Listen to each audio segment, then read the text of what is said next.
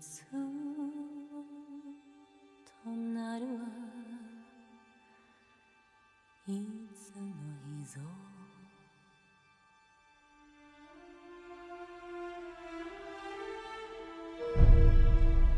When we fight, we face our enemy head on. And when we take their life, we look them in the eye with courage and respect. This is what makes us samurai.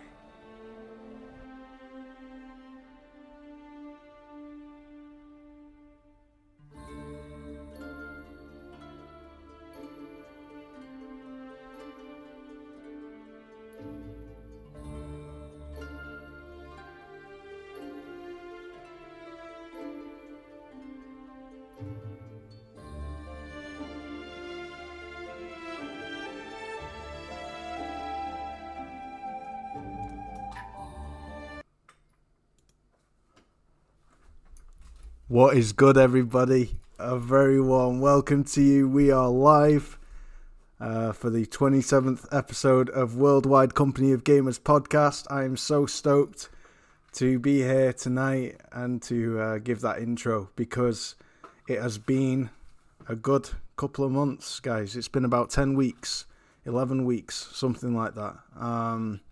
Dare I say I have really missed all of you. I've missed the panel especially. We're a bit low on numbers tonight. Hopefully more of the panel will arrive as time goes on. My boy Sev and Remnant will be showing up as well, hopefully, in a short while, as well as Retro. But yeah, it's been a while, guys. Unfortunately, I had a number of pretty serious technical issues with the PC yet again, and issues with the internet. I've replaced the internet modem and router and tried to get everything sorted the best I can, and lowered the bit rate of the stream, so the picture quality. You can still stream it in 1440p, but it's not going to be quite as crisp. But we are stable in the green consistently, so that's an improvement. I'm sure you'll agree. But I just want you guys to know I have freaking missed you guys, all of you in the chat. Shout out to the awesome chat. Buck Roger, my guy, Saltiest Gaming, Shaki Shako, my dude. Such a great support of the channel and of the show. Ice Queen Gaming, what's good, Dawn? Toolman, my brother. We have a new viewer, Six Shot Gaming. Shout out to you, sir. Welcome, glad you're here. It's gonna be legit. Gadget, shout out to you, buddy. More on the way. Retro, get your ass on here, bro. I know you can hear me. But yeah, we've got an amazing show planned up for you guys. We're going to be covering a few subjects, but we're also just going to catch up with the gang as well and see what they've been doing for the last couple of months. We have a guest tonight. A special guest, William, aka Will the Thinker. It's great that we can have him on. We'll find out a bit about him in a little while. But yeah, guys, let's get the show on the road. Don't want to keep you all waiting for too long. Tonight we are going to discuss a few subjects. We're going to be taking a gander at cross-gen games and how they stack up against current-gen only titles, and why I feel personally, but would love to hear the panel's comments and your thoughts in the chat, that cross-gen has currently set the bar higher than current-gen, and that's baffling to me, but would like to hear your thoughts on that. Also, we're going to be discussing the elephant in the room, Xbox 2022 and the Void. The Void barren, of games. Bro. It's absolute barren. But we got to ask ourselves, well, there's multiple facets to this, right? To this whole can of worms, and there's some positives, but there's also some things that I think are pretty inexcusable and non-justifiable. But would love to discuss this with the gang and with you guys in the chat. And this Duke Nukem is here as well, guys, for an appearance. And there's reasons for that too, which we will get to in a bit. But first of all, let's get the panel. And I just want to, usually we go guest first, but I've missed the main panel so much. I want to do the panel the honour of being introduced first tonight, because it's been a while and I'm sure you've missed all of their beautiful voices. So let's start with the man himself, the Herman Hulst, Duke Nukem loving mini John Linneman that he is. Although, guys, he might sound a little different tonight. No, he already hit puberty, don't worry. It's not that. He's got a new mic. Say hello to the deeper, more powerful and manly Wilhelmovsky. What's good, bro? I'm doing fantastic tonight. Duke's comeback filled me up with testosterone, and I can't believe it. Like I come back. You got myself a better headset. Got that Logitech one that has that blue mic or whatever it's called, and now I joined in the Discord call and Wooly didn't recognize my voice. Thought somebody was invading the call or something. Okay, Salty is already complaining. Like, what the fuck? My mic is loud. Like, Oh shit! Sorry. it was too quiet before, and now it's too loud. Awesome. Okay, let me turn you down, bro. Wilhelm, too much noise, bro. Just shut up. Oh, honestly, I'm joking. Carry on. Let's see if this is better. Carry on talking. Hello, Salty. Is that better? Salty. You're Salty. Hi there. Well, I'm low and he's high. I get it. I'll try and sort that out, my guy. I need to figure out how to improve my microphone because at the moment it's set to max, and I just can't seem to fix it any to get it any louder. Which sucks, but levels. Hang on, wait. There we go. I've turned my microphone up to a tiny bit more. Hopefully it's not too loud, but hopefully it's better. Am I still too loud? Okay, guys. Hi there. Yo, Salty, what's up, man? He told me. He asked me what's up. Okay. What's up, Anyways, to carry on, I also really missed you guys. I really missed this. Like, holy hell, those were a couple of hard months without all of that. And some things happened the past couple of months. Like, for one, I've finally beaten Bayonetta, which is, yeah, Akira's stoked. I hear that. Oh yeah. But Bayonetta is a great game. I miss those action games. I drifted a bit too much into the boomer shooter scene, and so I had a bit of how you can call it, like, action game detox, and then I thought to myself, I still got Bayonetta on my Switch, so let's play that. And what can I say? It's an amazing high octane action game, and I really hope Platinum Games will realize that current plan that they have with those kind of like live service games or whatever the hell they want to drift to is kind of dumb, because this is what they're good at, those kind of euphoric action games, and I want to see more of that, and not like what was that new game they've had? Babylon's Fall. Yeah, that one's shit. That one's garbage. Like, it is. Feck's sake, give us like another, like, give us a sequel to Vanquish or something. Like, this is the stuff we need, not Babylon's Fall. I don't know what they were honestly thinking with that game. It just I think that was definitely Square Corporate. I can't believe it's Platinum Games. Absolutely. Also, I've discovered a love for light gun games. Like, when the House of the Dead remake dropped, I got really interested, played that game, and I loved it. Since then, I mean the like where you hold an actual toy gun and you point it at the screen. Like, Time Crisis. Yeah. I mean that type of game. You know, the Oh, wow. House of the Dead remake dropped on the Switch first, and you don't have a light gun, which is very unfortunate, but you can like emulate that sort of light gun feel with the Joy-Con, you know, with its gyro aim, and it's not perfect, but it was still usable, and I had a ton of fun. And since then I've checked out more of these light gun games. Like I want to play the original House of the Dead at some point, House of the Dead 2 and House of the Dead 3.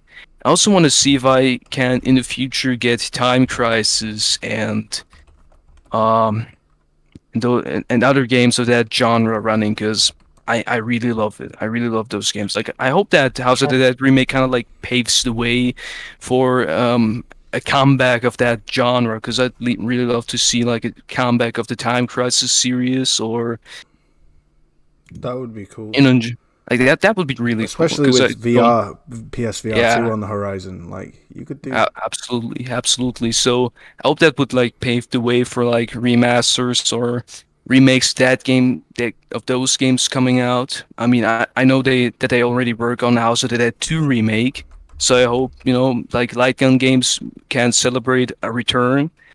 And yeah, that's what's been past couple of months with me. Awesome, bro. Chris, if Platinum wanted to do that game, they're fucking losing hope, man. That was atrocious. I'm just saying. Akira, how are you, my guy? What's new? Yeah, man. It's been playing a lot of games. Yeah, so many games to play, and you know, I actually stopped posting, let's say, console related stuff on my Twitter until Starfield and Redfall got delayed, because the jokes wrote themselves, and it was the temptation was to post the jokes was it's irresistible. That's why I did it anyway. And for people who got mad, I'm sorry, man. Again, the jokes wrote themselves. It was not my fault. Don't hate me. Hate Microsoft. Don't shoot the messenger. I'm just Akira. Yeah. Sorry to cut you off, but I have to do that before I forget it. I see Salty requested me to say a Duke Nukem quote, and Salty, I'll grant you your wish, and I'll try to do my best Duke Nukem impression.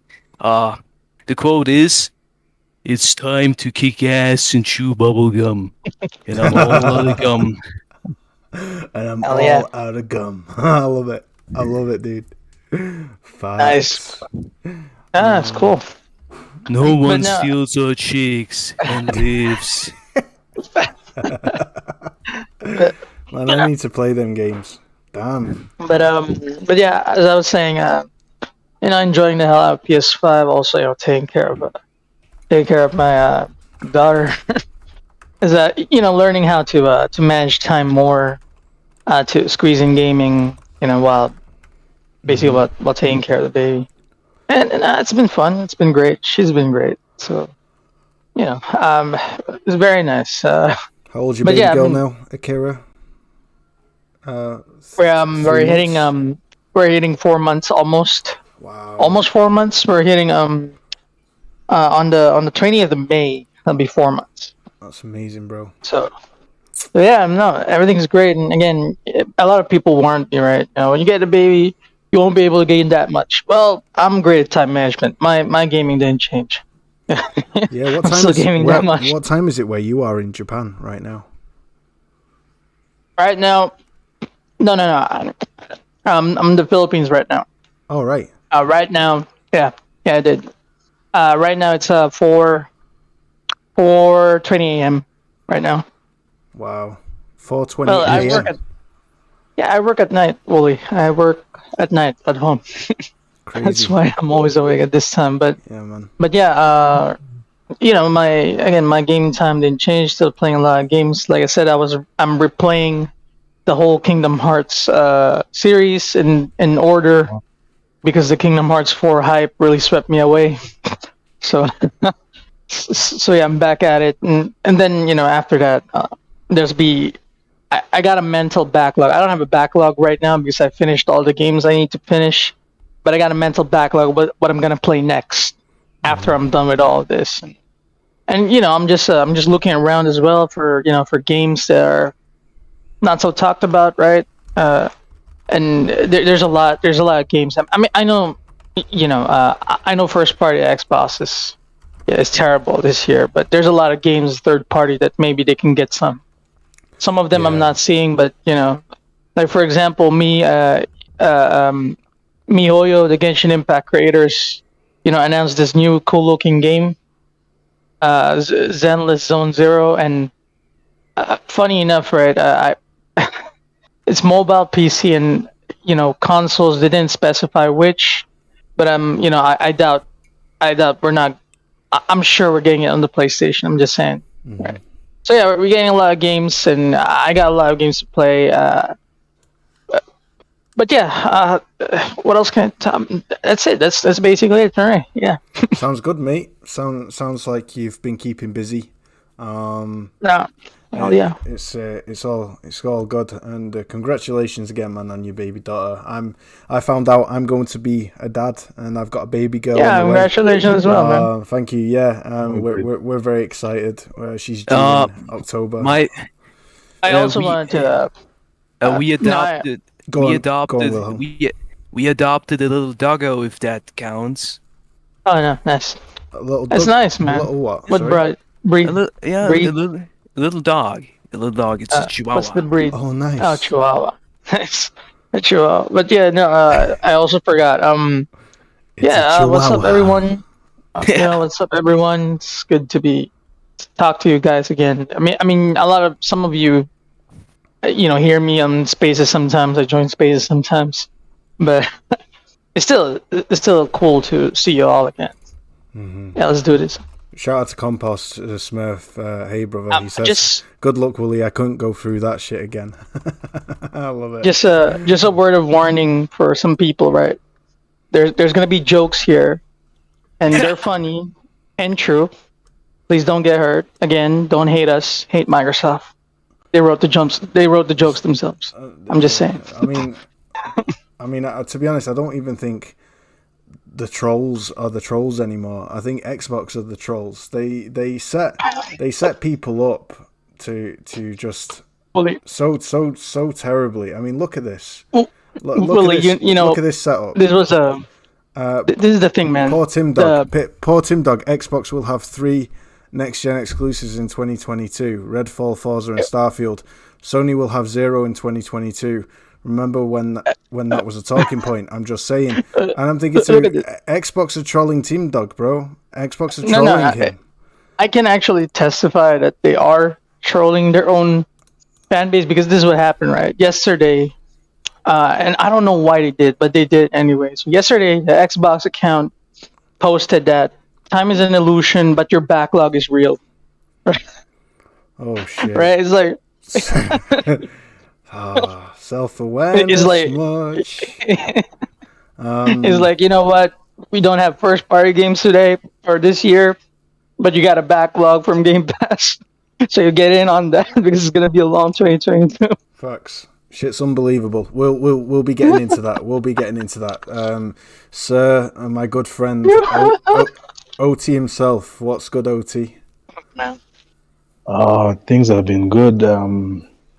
Very busy with work. Yeah. Busy with life also because of the baby. Right now, I'm on duty at night, so I won't be able to stay for how's the whole Wolfie? show, How's Wolfie doing? She doing okay? The baby's fine. The baby's fine. You know what's interesting is nowadays, because my wife is a bit unwell, I'm taking care of the baby at night, and it sort of feels nice when the baby gives you attention, because normally the baby wants the mother. So it's been a nice bonding experience, although very draining, because waking up at night to make formula is not nice. Oh man, I'm sorry to hear about your missus, but it's so nice that you've been able to have some proper bonding time with your daughter. What have you been playing, man? GT7 mainly, and Horizon. And Horizon, I'm nearly at the end. I think I overdid it. I've spent too long. I think I'm close to 170 hours, and Holy shit. I think I'm left with another 20, and then I'll be done. Yeah. It's a special game, man. It goes underappreciated, I think.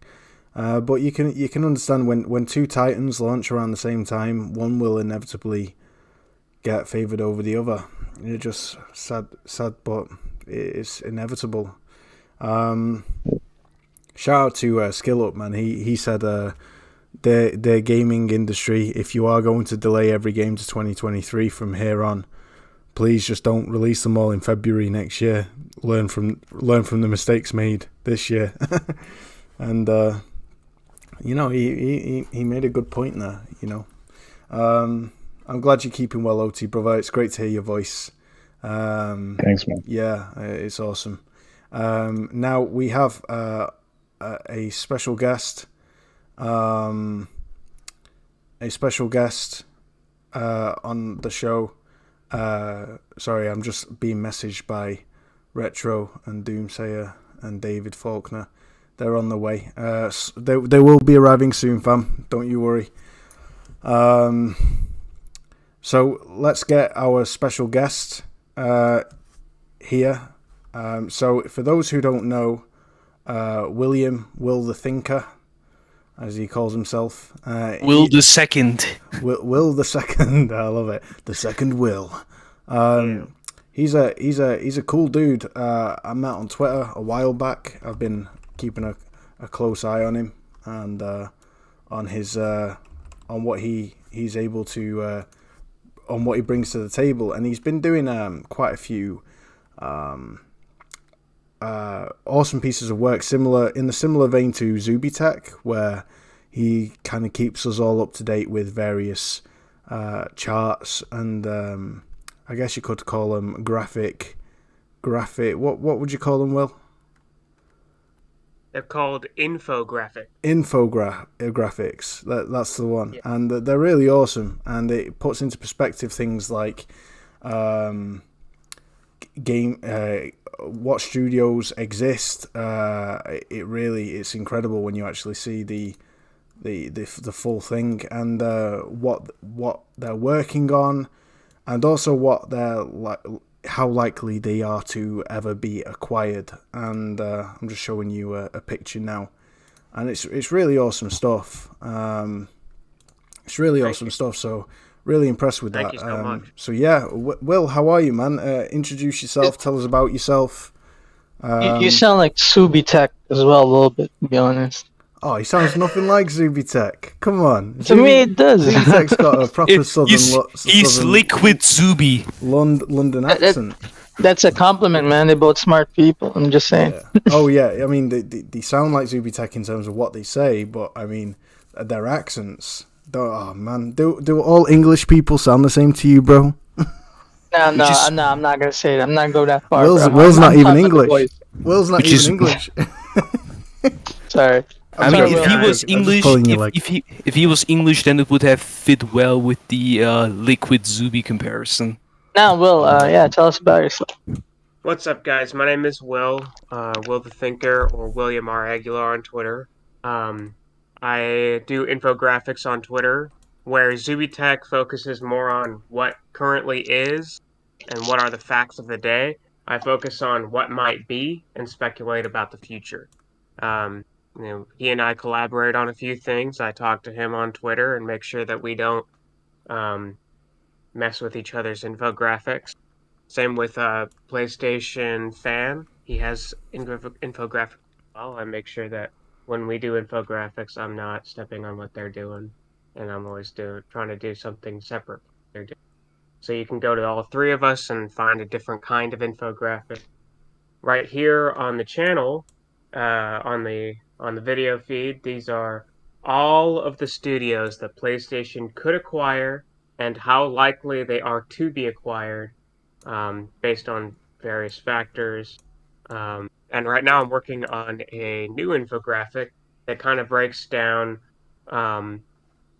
based on what PlayStation might be looking for, whether it be acquiring studios for Western RPGs or Japanese RPGs or first-person shooters or the talent or fantasy games or science fiction games or superhero games. I'm going to have an infographic that breaks down all the most likely or possible to be acquired studios and what they bring to the table, and kind of compare what they have to see if they fit what different strategies PlayStation might have for acquisition. For example, I Sure, believe that sorry.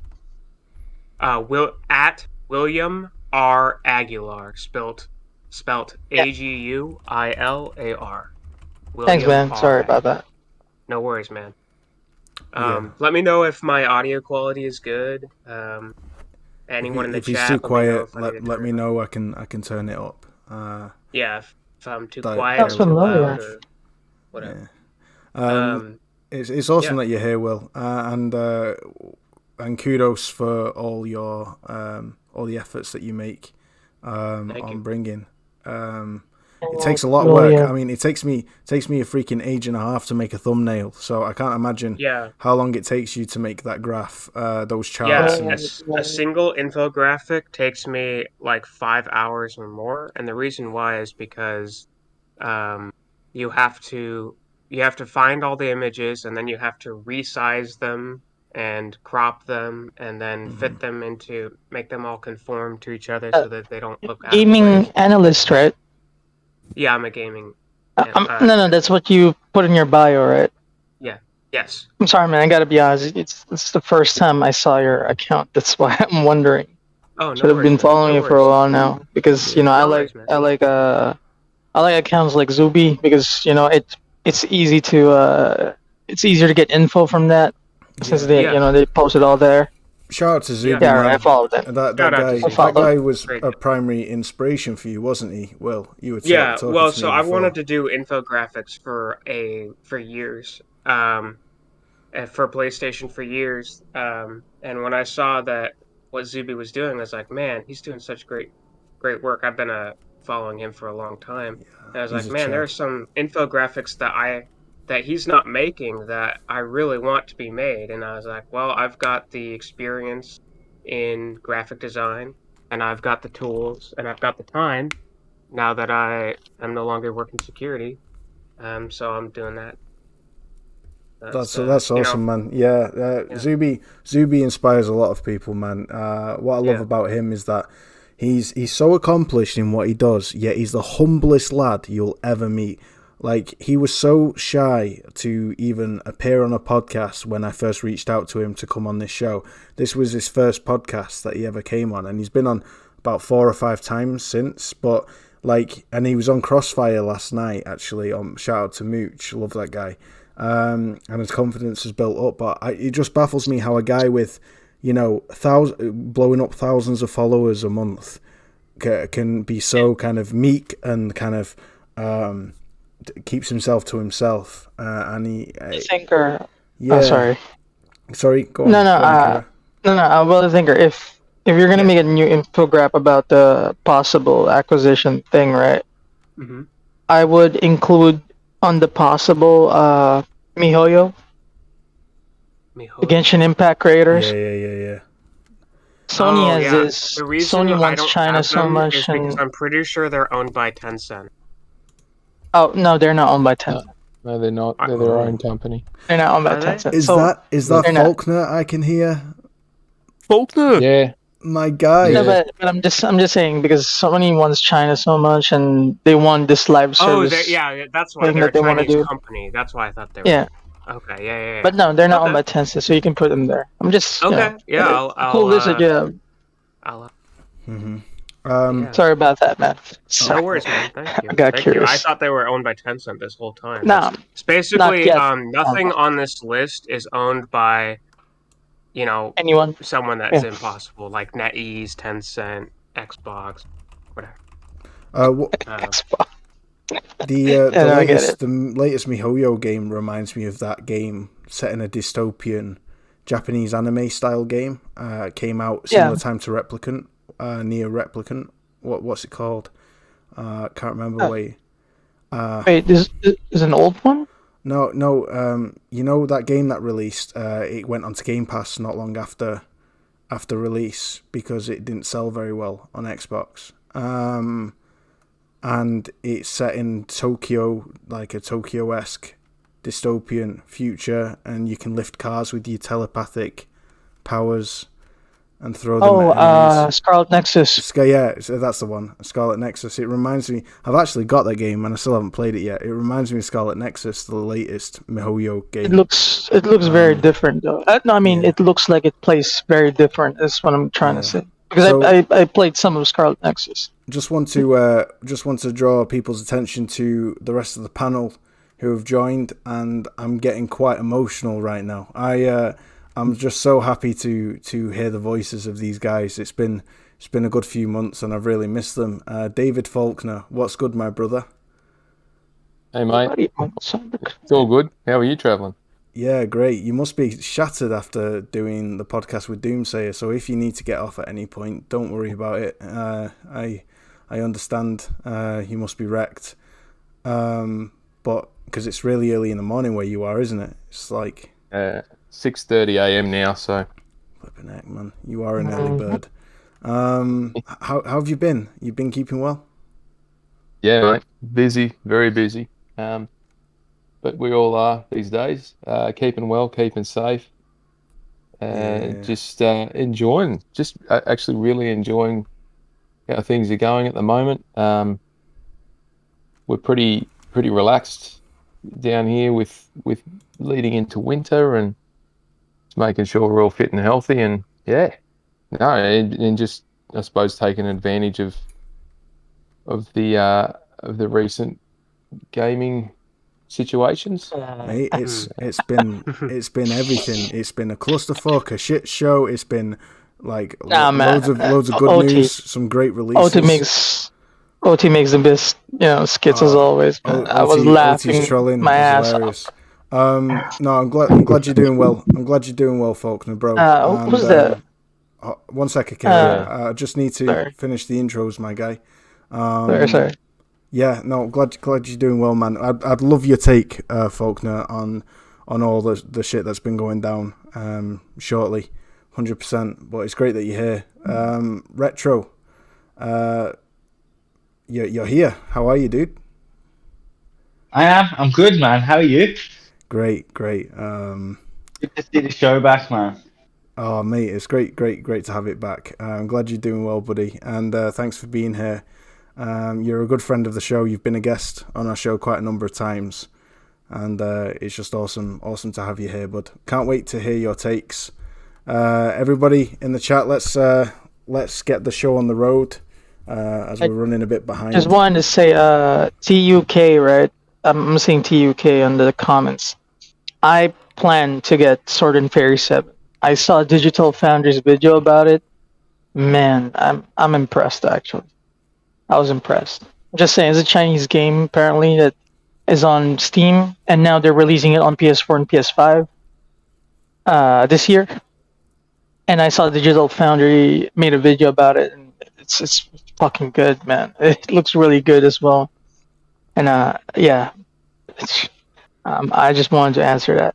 Sorry, you can go on now, man. Sorry. Awesome stuff. So DZ's on his way. He'll be here shortly. But so let's first of all jump to because it's been so long. So much has happened. But let's try and pick a few highlights, shall we? Let's deal with the main topic first. The elephant in the fucking room, guys. I mean, what a big ass elephant that is. I mean, it's an oliphant. It's an oliphant in the room out of Lord of the Rings. It's a freaking, what do you call it? A Tremortusk. Not an elephant. A freaking mammoth. Yeah, man. It's a woolly mammoth. A woolly mammoth, woolly. A woolly mammoth. Yeah. So Xbox, I call it a void, right? The main games that they were resting their laurels on, Starfield and Redfall primarily, delayed to 2023. I mean, go figure. I kind of was expecting this to happen, but I just want to hear from you guys, the panel, and from you guys in the chat. How do you feel about this? Because inevitably, with delays comes quality, right? With delays comes the opportunity to improve. I'm sure we'd all agree that Halo Infinite should have been delayed yet again, or it should have been given more time. So is it wrong, therefore, to criticize the delay of Starfield, or are there other factors as to why this is such an issue for Xbox? Faulkner, I want to go with you first, mate. What's your take on this? The blind man who spoke to Jesus could see that this was going to happen. Apologies if that offends anyone, but like seriously, how could they not know this was going to happen? All right. No, but look, there's a few different pieces at play here. One of them is it serves them right for announcing it as early as they did, and for committing to a date that far out in this current environment. They should have known better, so they deserve all they get.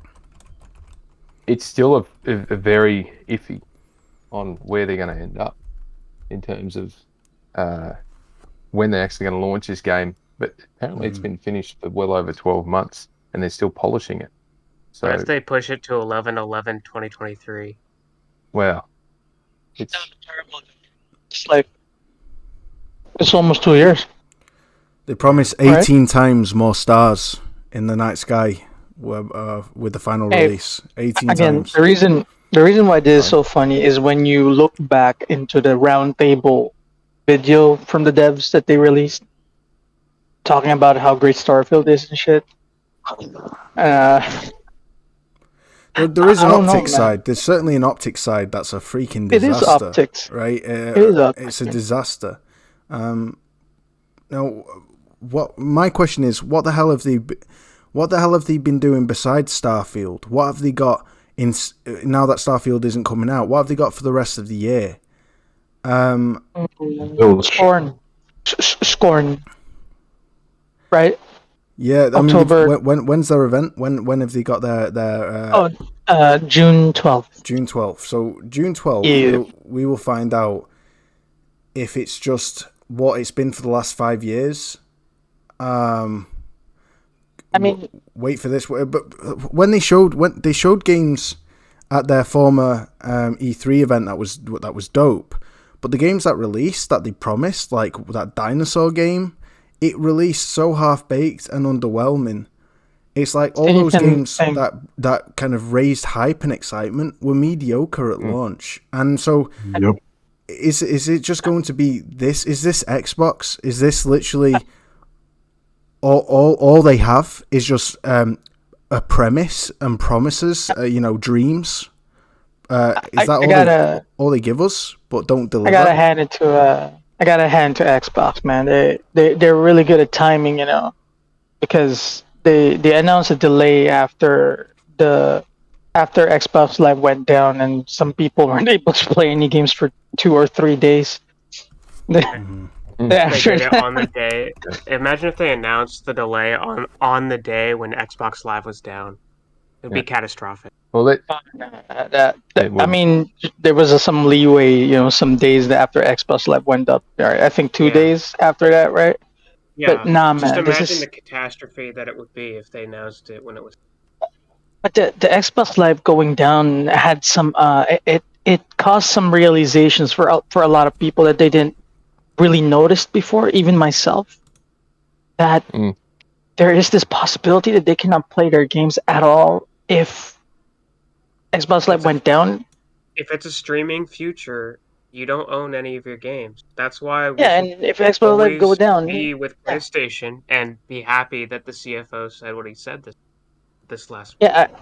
This is like this is why I'm so against the all digital future, because I said something like, I want this to be an option because I need offline. We need offline because when all these digital things, they're not as stable as people think they are.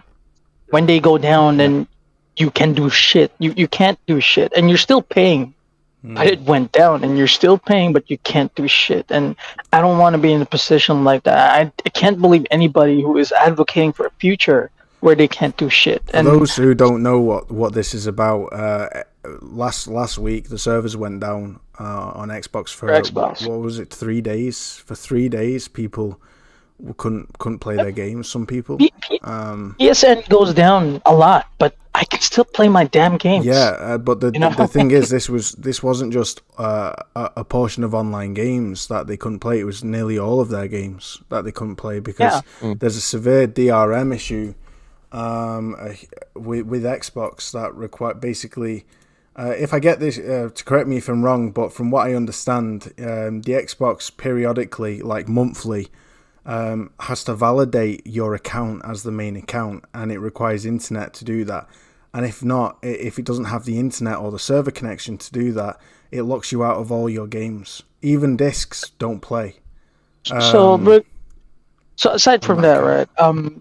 Jokes aside, right? It is actually an interesting conversation to look at the state of Xbox right now, because it makes me wonder if are the games taking too long because they're doing this acquisition thing a lot, because they did 2 consecutive acquisitions, right? And they're big ones. And it makes me wonder if that gets in the way of managing the studios, because they gotta handle those acquisitions as well. And and like you have like a shift of focus. I mean, you attention is divided. Is what I'm trying to say. Their attention is divided between that and managing the studios and creating their games, which is why one of the main reasons. Go ahead. I was just going to say, if that is the case, because they're 2 totally separate teams and 2 very, very distinct segments of the whole business piece, if management's allowing acquisitions to distract them from delivering their product, that is more concerning than anyone could potentially or even possibly understand. That's the issue. Let him finish, Akira. Sorry, David. Sorry, David. Go on, David. With these acquisitions, basically the deal is between the the 2 companies talk it out, but the shareholders are the ones that are getting the money. It's not the developers. It's not the leads on the games or anything. It's basically Microsoft is giving the money to whoever owned Bethesda. It's giving money to those who own Activision. So the people that hold the shares are the ones getting this money, not the studios themselves. So there's still further cash injection that has to occur. There's further capital required to develop these games. Both of those companies were in very, very poor situations financially. They weren't able to self-fund and they have to reach out. Now, if the management at Microsoft is allowing themselves to be distracted by these acquisitions and are not giving the support and the funding to these other development companies to actually make some games, and they're ignoring their own Xbox studios in the process, the issue isn't with the developers. The issue is with the management, and the management has got to go. The reason why I let's say I had those thoughts, right? Because if you approach the long time they're taking to make games, if you approach it and try to add logic into it, right, it's really hard because like it's not like Xbox consists only of the Bethesda developers or the Activision developers. They have their own studios that they bought a long time ago already, right?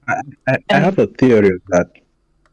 It just really makes me wonder, that what is there has to be this logical reason why they're taking too long, because I really refuse to believe that the developers are just incompetent. I refuse to believe that, because for example, we're gonna think about like Ninja Theory, for example. Ninja Theory is a phenomenal studio. They released phenomenal games back then when they were independent, right?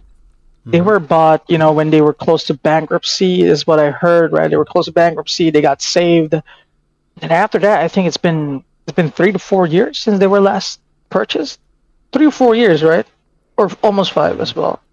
But it's been a long time. Is the point that they were purchased, and they still got nothing proper to show for it. It makes me wonder what the hell happened in between those 2 years.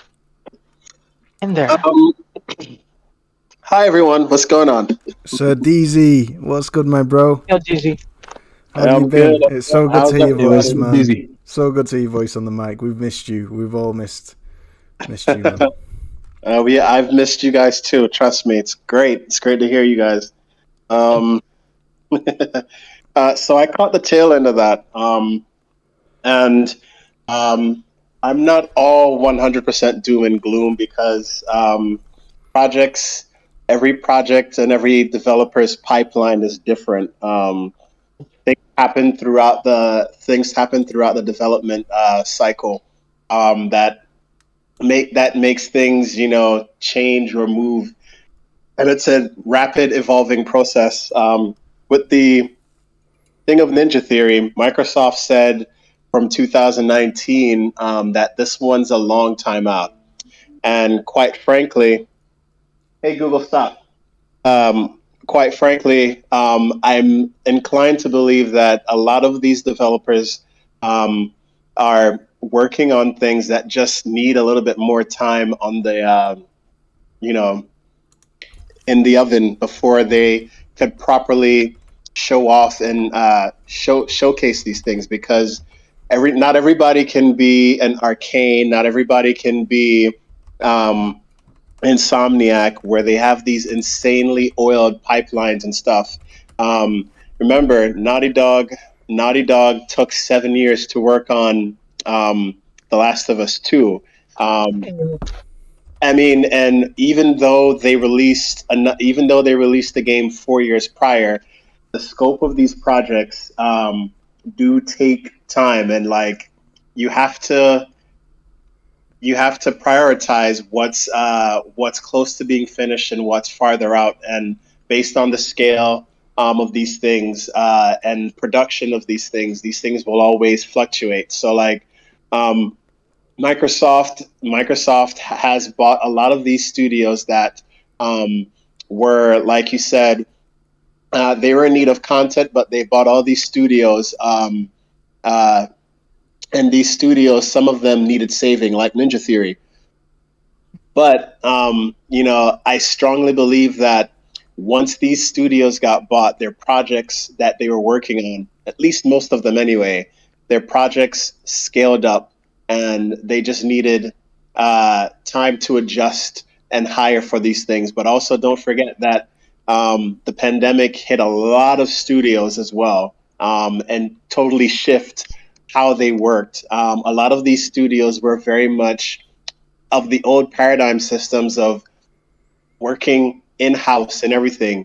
And they literally had to, within the span of 3 weeks, change up their pipelines from working in house to working abroad and working from home and collaborating. And a lot of those infrastructures simply just wasn't set up. So you got games that tried to adjust to these things and end up in a situation like Halo.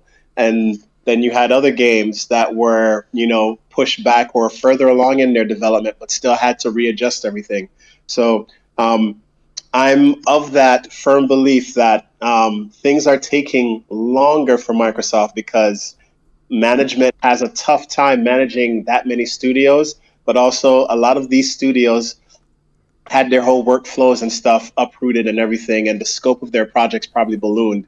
So they just need more time, and it's going to take some time, but it's going to start paying off eventually. So And I hear you coming. I want to hear OT's illustration shortly. OT, I haven't forgot you had a theory. I want to hear. But before you do, DZ, you're approaching this from a developer's perspective, being a developer yourself, right? And that's completely. It's completely fair and right what you're saying, but then you've got to consider, like, what about the consumer's perspective and the optics as well? Like, even optics aside, what about as a consumer? What contingency plan has been put in place? I mean, PlayStation, at least they've given us multiple third-party deals and well, so that will, like I said, that will all come down to, don't forget, like, independent studios could zigzag and go about certain things and be nimble if they have the budget to support themselves. With studios that are bought by larger conglomerates, the onus not just falls on the studio's ability to produce, and shift, but it also falls on marketing of the upper level and upper level management who manages those studios, not just the studio heads, but the publishers who own them. And part of that management process is being able to intuitively see when a project is falling behind schedule and being able to have focus tests to find out if things are ready. And the problem with Microsoft's management is that they don't have a handle on that right now. They haven't had a handle on that. The management, like David said, management has got to go. Whatever Booty and Phil. I mean, David Jaffe summed it up perfectly. He said, if you're only just now talking about quality and consistency in the year of 2022, Phil Spencer, when you've had zero basis to ever talk about consistency, like it's only just now an issue, you've completely lost your mind, and you need replacing. Yeah, and then, like I said, it's not necessarily the studio's fault, so to speak. It's a lot of that comes from Microsoft and them needing to rush things. If you've noticed, a lot of these games that they've been putting out have been rushed. I personally believe that Halo should have been launching this year in the fall. That's my opinion. I agree. I personally think the gameplay for Halo is nailed in terms of how it is, but everything that is perfect, that needs to be, that they needed to stick the landing for everything, should have all coalesced this year. There's absolutely no reason why a game like Halo that's consistently launched as a feature complete thing is launching in these bare bones situation, even with a pandemic. Halo was inexcusable, man. Inexcusable. Yeah, it is. It is. And in my opinion, these Microsoft suffers from misjudging where things are, and we saw how they, with that E3, with their presentation in 2020, when they were just like, oh yeah, Halo's gonna launch, look at how good it looks, and then it didn't look good, and then they confirmed that it was gonna launch this year, and then literally a month after that, it's like, boom, delay to the following year. And then the state that it launched in, which, while they nailed the gameplay aspect for the multiplayer, everything else, the presentation, the package, in terms of what the consumers and the fans wanted, just wasn't there, and wasn't there enough to sustain this thing. So Halo is in this trajectory, this vicious cycle of having to catch up. Like, I remember Lev said this a few months ago when on the show. Halo is in this vicious cycle of having to catch up, and the developers are crunching extra hard just to meet those things. And that doesn't just come down on the studio management, but that should have been something that Phil Spencer should have had the foresight to see, to say, listen, we'll take the bullet on this, regardless of what it is. Let's see if we could supplement our big time releases with massive, first party for day and date deals, with massive third party games or second party. Yeah. And believe me, they have the money for it. I mean, come on, they literally just threw $70 billion at Activision, so they could do this. Yeah, they definitely can. That's not a problem for them. So that's a management thing, and that's a management planning. That's an issue of planning and managing expectations and being able to forecast and properly forecast and look over your development pipelines and see which team needs more stuff. And like Sony, basically during the era of the PlayStation 3 era, when they got complacent and thought that they could sell on the brand, and they, had their coming to Jesus moment, they really looked and coalesced and brought everything under one simple umbrella and had key members go through and prioritize and look at these things. And this is not to say that they don't delay their games, because they've delayed plenty of, right? But they've had the foresight to know how to structure their release pipelines and populate that in the slower years. They populate that with meaningful games, with meaningful third party and indie stuff. So like that's a thing Microsoft needs. I want to hear. I want to hear. Last. Go on, sorry, Will. Yeah. Then I want to hear OT after you, Will, and then whoever wants to chip in after that, go for it. Yeah, so I was going to say last year was supposed to be God of War Horizon, but when those got pushed to this year, they still had Kena Bridge of Spirit. Facts. And that was a surprise hit. A surprisingly great double indie game punching above its weight to the AAA space, putting Ember Labs on the map. And PlayStation just has this ability to find talent and find great games in places that people don't usually look. And so whenever PlayStation has something that they're gonna do and then that has to get delayed, they will always come through with something to make up for it, even if it's small. And Kena was the prime example of that. Mm-hmm. Yeah, great point, Will. Fantastic point. OT. Yeah, for me, I agree with DZ. What I think the problem with Microsoft is at that PS3 era, that was the turning point for Sony. Sony realized during the PS3 era that games they took for granted, like Metal Gear, which were by default exclusive, Final Fantasy was default exclusive, was not going to be. So they realized they need to create quality. And that's why I believe fundamentally Xbox is a decade or more behind Sony when it comes to the pipeline, the streamline, because everyone is asking, how comes Insomniac can do so much so quickly? This is because it's taken over a decade to streamline, maybe even 2 decades, 3 decades. So what we are now expecting of, let's say, the Hellblade developers, these Xbox fanboys are busy expecting they're going to be on par with Naughty Dog. They'll never be. Oh, no, let me not say they'll never be, but it'll take possibly a decade or more. You are not going to get Naughty Dog quality of detail in the next Hellblade. They are already a small team, but for a small team to become big and coordinate well can take over a decade. And that is what Sony has. And that is why with fewer studios, they're able to do more. But this issue of not having games is not only a reflection that how do you have more studios but less games? Because their pipeline is not yet refined. Even Bethesda does not have a very good pipeline. But it's a testament that Phil does not know how to plan. And I said this last year.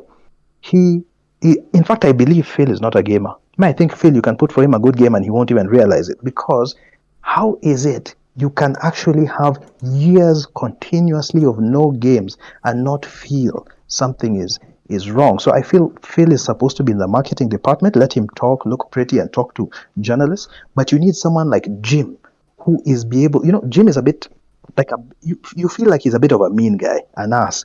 But maybe that guy is able to coordinate things to make sure they run smoothly. Phil is clearly failing, and I don't know why Xbox guys like to pretend. And lastly, I'll just say, because Xbox is a decade or more behind in terms of pipeline, it means no matter how much Phil pumps them with money, no matter how much Phil grows their staff, you can't shortcut a pipeline maturity. And I feel all these guys are expecting a fantastic expectation of Bethesda Starfield, yet those guys were far behind Zero Dawn. You don't expect the engine to just jump. So I just think people need to relax on what Xbox is capable of, accept they are a decade behind, and at the same time accept that Phil fucked up so bad, you will keep on having these years of droughts. It's okay to have a dream, but when you operate on dreams, it's not it's very idealistic, and I think Phil is an idealist, whereas Jim is far more a realist and more just get a job done. I'm going to comment on what he said because that's very true. It takes you can't really shortcut to a fast production and pipeline cycle. That's something the course of 2 decades And they just have a very, very, very good, strong pipeline that they've evolved. The games that they make are taking longer and longer to make. But however, the good thing about how Insomniac's pipeline is that they have these very, very rapid and efficient post and pre and post mortem stages where they plan, and immediately after a game is done, they've already got a small team that's been working on concepts and stuff like this that quickly get staffed up during that whole process. And then as a project is finishing, others are coming into it and whatnot and moving on to another thing. And on the Microsoft side of things, I think the only studio that's really, really settled into that pipeline from Microsoft's internal stuff would be Playground Games, and then on the Bethesda side would be Arcane. And if you look at the output between Playground Games and Arcane, they put out a game almost every 2 years. Yeah, facts. Yeah, you know, and Arcane like people are like I don't want people. Arcane's games for me are hit and miss. Are hit and miss because I liked Dishonored, but I didn't like Prey. I liked Prey 2, but I didn't like. I didn't really fan over Deathloop. But but you look at how many studios Arcane has. Arcane has 3, and each of them are working on titles. And they supplement and drop content and do things every year or so and whatnot. And like that pipeline is there. But like I said, very few studios can have figured out a way how to get that pipeline to work for them, and it takes plenty of time. It's not a 5-year plan. It's not a 6-year plan. It's a decade kind of thing to building and evolving and having that settle in. And once you have that pipeline, you can churn out and be an Insomniac or be Playground Games or an Arcane. They're there. Before we wrap this up onto the next topic, I just want to ask if there's anything else the rest want to add. David, Retro, Wilhelm. I do, but if the others want to go first. Wilhelm, Retro. I mean, all I can say to that is I don't blame their decision to delay those games, because clearly what we've seen from all the leaked footage and stuff, they didn't really look all that, something you'd expect from a next generation game. But at the same time, it's sort of their fault, advertising the way they did and showcasing the way they did, despite the fact that the title really wasn't all that done. So that's words of wisdom, Wilhelm. So that's my take. Yeah, words of wisdom, man. You sound so good on that new mic, man. Oh my days. Thank you. How good does he sound, Easy? You weren't here when we first heard him with his new microphone. He's all grown up, man. He sounds so good. He sounds like I've said, since Duke returned, my testosterone levels haven't been higher. I love it. Absolute facts, boss man. I think we got to look at this from a quality standpoint and a development standpoint, and try and separate it from a optics and consumer standpoint. And as a consumer in the optics, it stinks, and it's Xbox just doing what Xbox continue to do.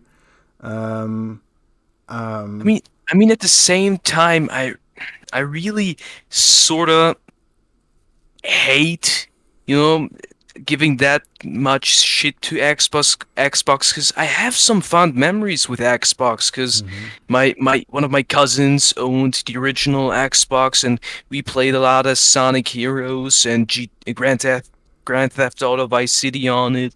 My other cousin had an Xbox 360 and we played Batman Arkham City on it, and I have some fond memories with their platforms, but seeing how they just do practice the way they practice, act the way they act is just I really can't defend it. I struggle really to see just a single thing that where I could be like, yeah, well done. And it hurts me. It hurts me. Damn, bro. No, that's a screen recording right there. That's a clip to post for people to hear the confessions of an Xbox fan. Phil Spencer, stop fucking around. You're not inside a circus. You own a fucking company. You're at head of something. Do something with it. Something. I have a feeling that David Faulkner right now has his eyes closed. He's nodding in agreement with his fist clenched, thinking "preach," and he's about to go off on one. I have to spare my energy for the Duke Nukem topic. Okay, bro, you rest up. Well-deserved rest after that masterful. What do you call it? I just want to say, right? Musings. I just want to say, because it needs to be said, all right? You guys hear me, right? Yep, hear you loud and clear, bro. Yeah, Xbox has no game still. Yeah, never changed. Nothing changed. I'll have you know, the joke still lives. I take full credit of a meme that's been spread out and about on Twitter. Like, I remember when they said something like, "Yeah, Xbox games now because of the Xbox E3, right?" Mm-hmm. Yeah, they got a lot of games more than 2022. Yeah, what happened to that? Again, I said a lot of times this, don't count your eggs because you'll be the butt of the joke if you do. You know what I mean? And now, they can't live in glass houses. They need to take it. They dished it out, right? They need to take it this time. So yeah, man, for anyone who owns an Xbox right now without a PlayStation or a Switch, I feel really sorry for you guys. So buy a PlayStation. You bought the wrong platform. Just say it. Oh God. Go on. This is hard, David. Man. Go on, let it rip, bro. Let it rip. I don't agree with that last comment. If you were dumb enough to listen to the shit that they were pouring out of Phil Spencer's mouth and Greenberg's mouth and every other fucking influencer that Xbox pays for, if you were dumb enough to listen to that and just bought an Xbox, you deserve all you fucking get right now. Because if you're that silly, how could you? Oh, just fuck me swinging. Sorry. Right. The management issue. Dude. You ain't wrong. Not Phil Spencer. It's not just Phil Spencer and Booty and Greenberg. It has to go. The whole lot of them has to go, all the way down to studio heads in some of their points. What was with that meal, bro? They were having like a meal just a couple of days ago with the boys, just laughing at, and they were literally. Todd was there, and he looked like he was. The marketing. There was the marketing departments for Bethesda and Xbox Studios. All the marketing and PR heads got together the day before they said that these two were going to be delayed. The day before, so they knew it was going to happen. Now, they all got to go. Yeah, you got to go. I don't see how any of the influencers, they're trying to very hard, and they're getting smashed by their own people and supporters. They're trying to justify this, say, don't worry about this year, look at next year. Look at next year, it's brilliant, it's slated. Game Pass is still the best value. Well, they've had all this time, unlimited budgets in terms of money and time. They've had the freedom to do whatever they've wanted. They've floundered around for ages. Some of these studios have been working on games for 5 or 6 years, and they still haven't even gotten past what the game is. And I don't want to shit on the devs because the devs are only doing what they're told. This is all management. This is 1,000,000% all management. And I say that it's from Phil Spencer's got to go, Greenberg's got to go, Booty's got to go. Even they've got no production in-house oversight. That they need one of those. It's it drives me up the fucking wall that it's in this position, because I see a solid business there. That's got the structure of a solid and profitable business venture, but they just keep fucking this dog every 6 ways from Saturday. I don't know how on earth they can continue to do this and get away with it. And I know for a fact the shareholders have got the shits with them over it, because you can't spend $7 billion to buy Bethesda and still have nothing to show for it 2 years after you bought them. Nothing to show for it. Now, then you look at, so $7 billion for that, facts, bro. 70 plus billion dollars, and you've alerted the FTC to come and investigate your main company being Microsoft. And then they went and spent another $20 billion on something else. Microsoft did. It's not gaming related necessarily. So they had, when they announced the Activision deal, they had $140 billion worth of cash equivalents, and short-term investments. They've now spent 100 of that 140 billion. They need $20 billion in their bank to operate month to month. They spent how much of their They've committed. They've committed 100 billion out of 140 billion that was available at the time they announced it. Holy shit! And they've only recharged in another 20 or 25 billion dollars. So Microsoft's effectively only got 40, maybe 50 billion dollars at best for their whole company. So however the hell Phil sold this, for them to invest that much money on something that's not going to get them anything worth having as an exclusive to sell anything for at least 18 months to 2 years after it's gone through, and considering they've also had the issue with the FTC investigation that it might cost them $3 billion and they get nothing out of it. Well, how the hell is that considered a good business venture? Phil's got no clue what he's doing. He's just pissing Dad's money up the wall. And it's at the detriment of thousands and thousands of hardworking devs. They do not deserve to be treated like that. Halo Infinite was an abomination, and it basically spat in the face of all the consumers and all the hard people who've worked hard on that. Bungie and 343, everybody who's ever touched and put blood, sweat, and tears into that game, the way that they have treated it is appalling. They do not deserve to be allowed to continue on like that. Forza is the same. Gears is the same. They constantly lean on these. They make the devs work extra, super hard to get these things out. This year, what have they got now? They're going to crunch the shit out of whoever's making Forza Motorsport to try and have something to salvage at the end of the year. It is mind-blowing that they think that this is a sound business practice. Now, having said all of that... We haven't even seen PlayStation Showcase this year yet. Exactly. It's going to blow everyone out of the water. It's going to blow Xbox's Showcase. Exactly. The showcase that PlayStation has coming up, every single studio that PlayStation owns is working on 1 or 2 games that have not yet been announced. Mm-hmm. That they held back. I know for a fact, I know on good authority, there are games that are being worked on that they could have revealed last year's September showcase that they didn't show, that they held back because of the chip shortage.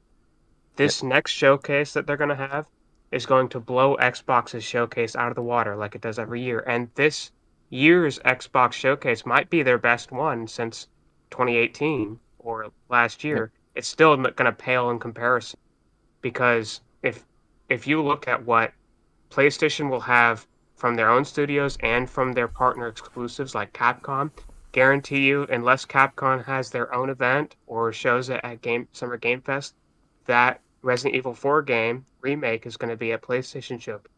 Final Fantasy 16 is going to be a PlayStation Showcase unless Square Enix has their own.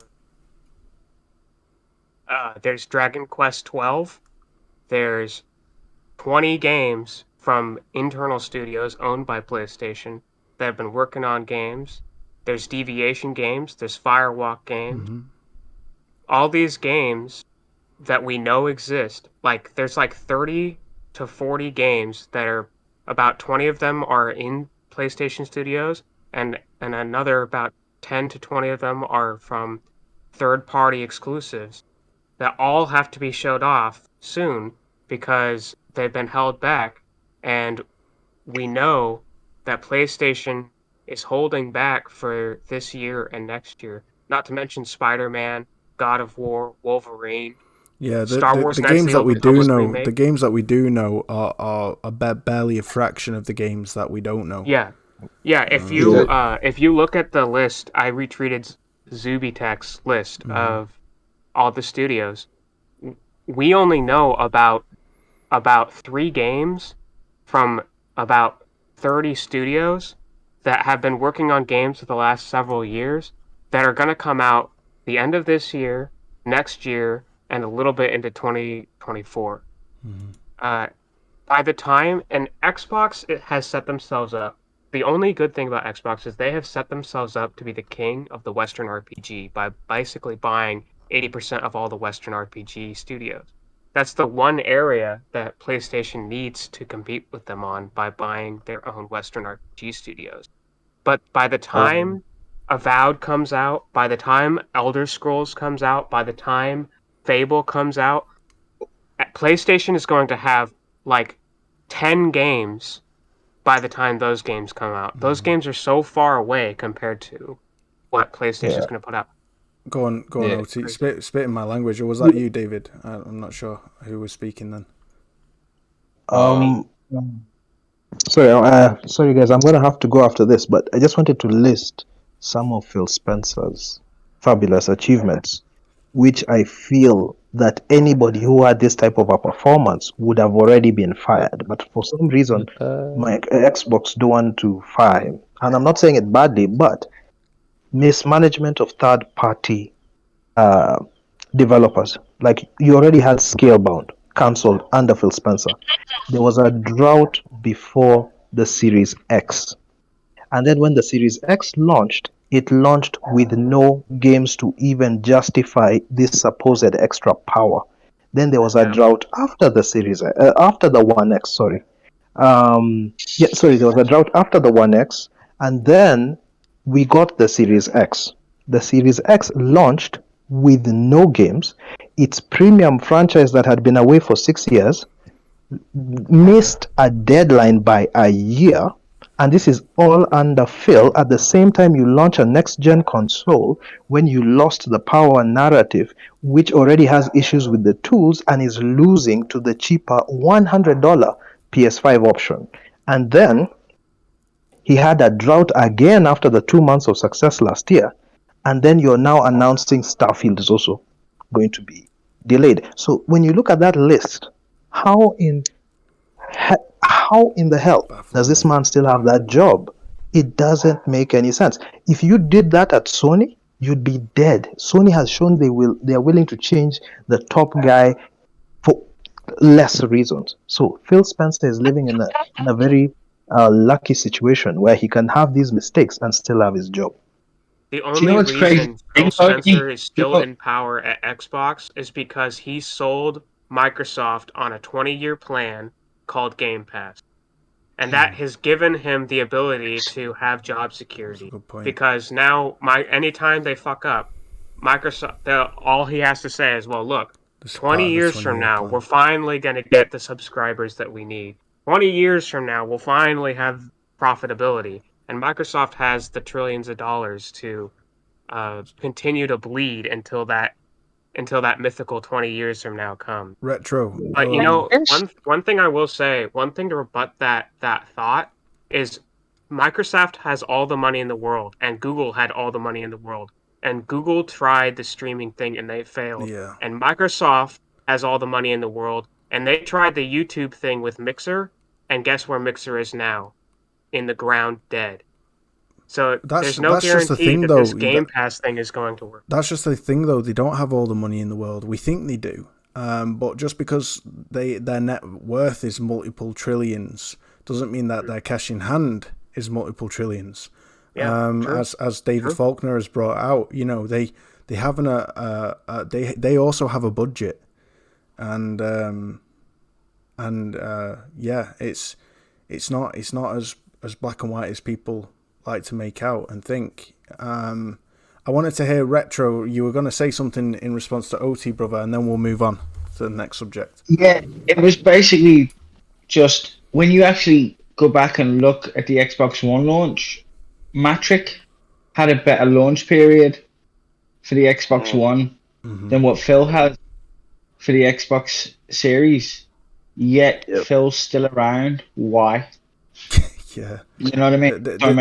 I don't think we've had a year this bad for Xbox in a very, very long time. If ever, it's worse. It's worse than 2013. And they were charting too. That's the thing. Their games were charting. Rise. They had Rise, Son of Rome, and all sorts of. Dead. What was that? What was that one from Capcom? Dead Rising, stuff like that. And Titanfall, and yeah. David, I just wanted to run by you quickly, bro, and then we'll definitely.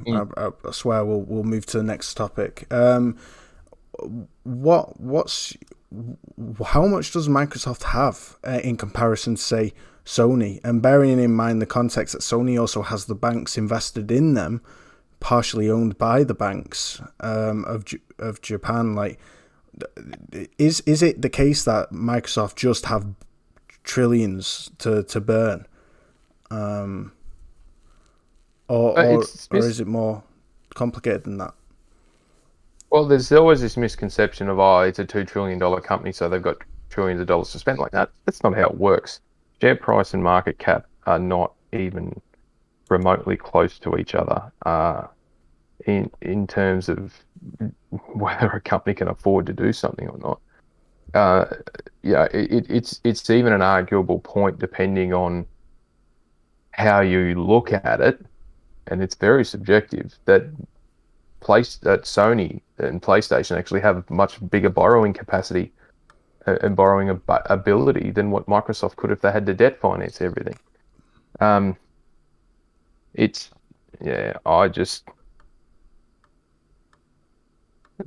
don't have unlimited money. I'll just put it that way. They need to have about $20 billion sitting in their bank account just to operate. That's how big they are. And when you've stripped $100 billion out of the 140 they had available and only recharged maybe 20 of it, Sony's they're almost on the same level as what Sony has in terms of availability to invest. Because Sony's identified $30 billion plus more if needed in terms of strategic investments and capital investments over the next 12 to 18 months. Yeah, exactly. Microsoft's probably only got 50 billion. I'm just trying to find it now, but I'm pretty sure Microsoft doesn't have a huge amount. Yeah, and I think the PlayStation Plus's premium service is going to be the best of both worlds. Yeah. Where you're gonna be able to buy your games just like you go to the theater to watch a movie, like you go to the theater to watch Spider-Man, and then you go to the theater to watch Iron Man, and then like a year later you go to Disney Plus to watch Iron Man, and they're gonna get both ends of the pie with PlayStation. Xbox doesn't have that. They've went too far with their Game Pass plan that doesn't look like it's going to work out, especially since Netflix is leading subscribers. The only thing holding Netflix up is Cobra Kai and Stranger Things, and once those shows are over, because they only have like 2 seasons left, it's going to be nothing worth staying with Netflix. Yeah, exactly. Big facts. Exactly. So, guys, go on. Sorry, David. I was just going to say, guys, let me go. I'll catch you guys next time. Take care, OT. Okay. Much love, OT, brother. no. Thank you so much. Care, man. Bye, OT. We'll give him a proper send off after daddy duties. Go on, David. I was just going to say, just looking at it now, is at the 31st of March 2022. Microsoft had $12.5 billion in cash and cash equivalents and $92.1 billion in short-term investments, for a total of cash equivalents and short-term investments of $104 billion. 70 plus billion is yet to come out of that for Activision.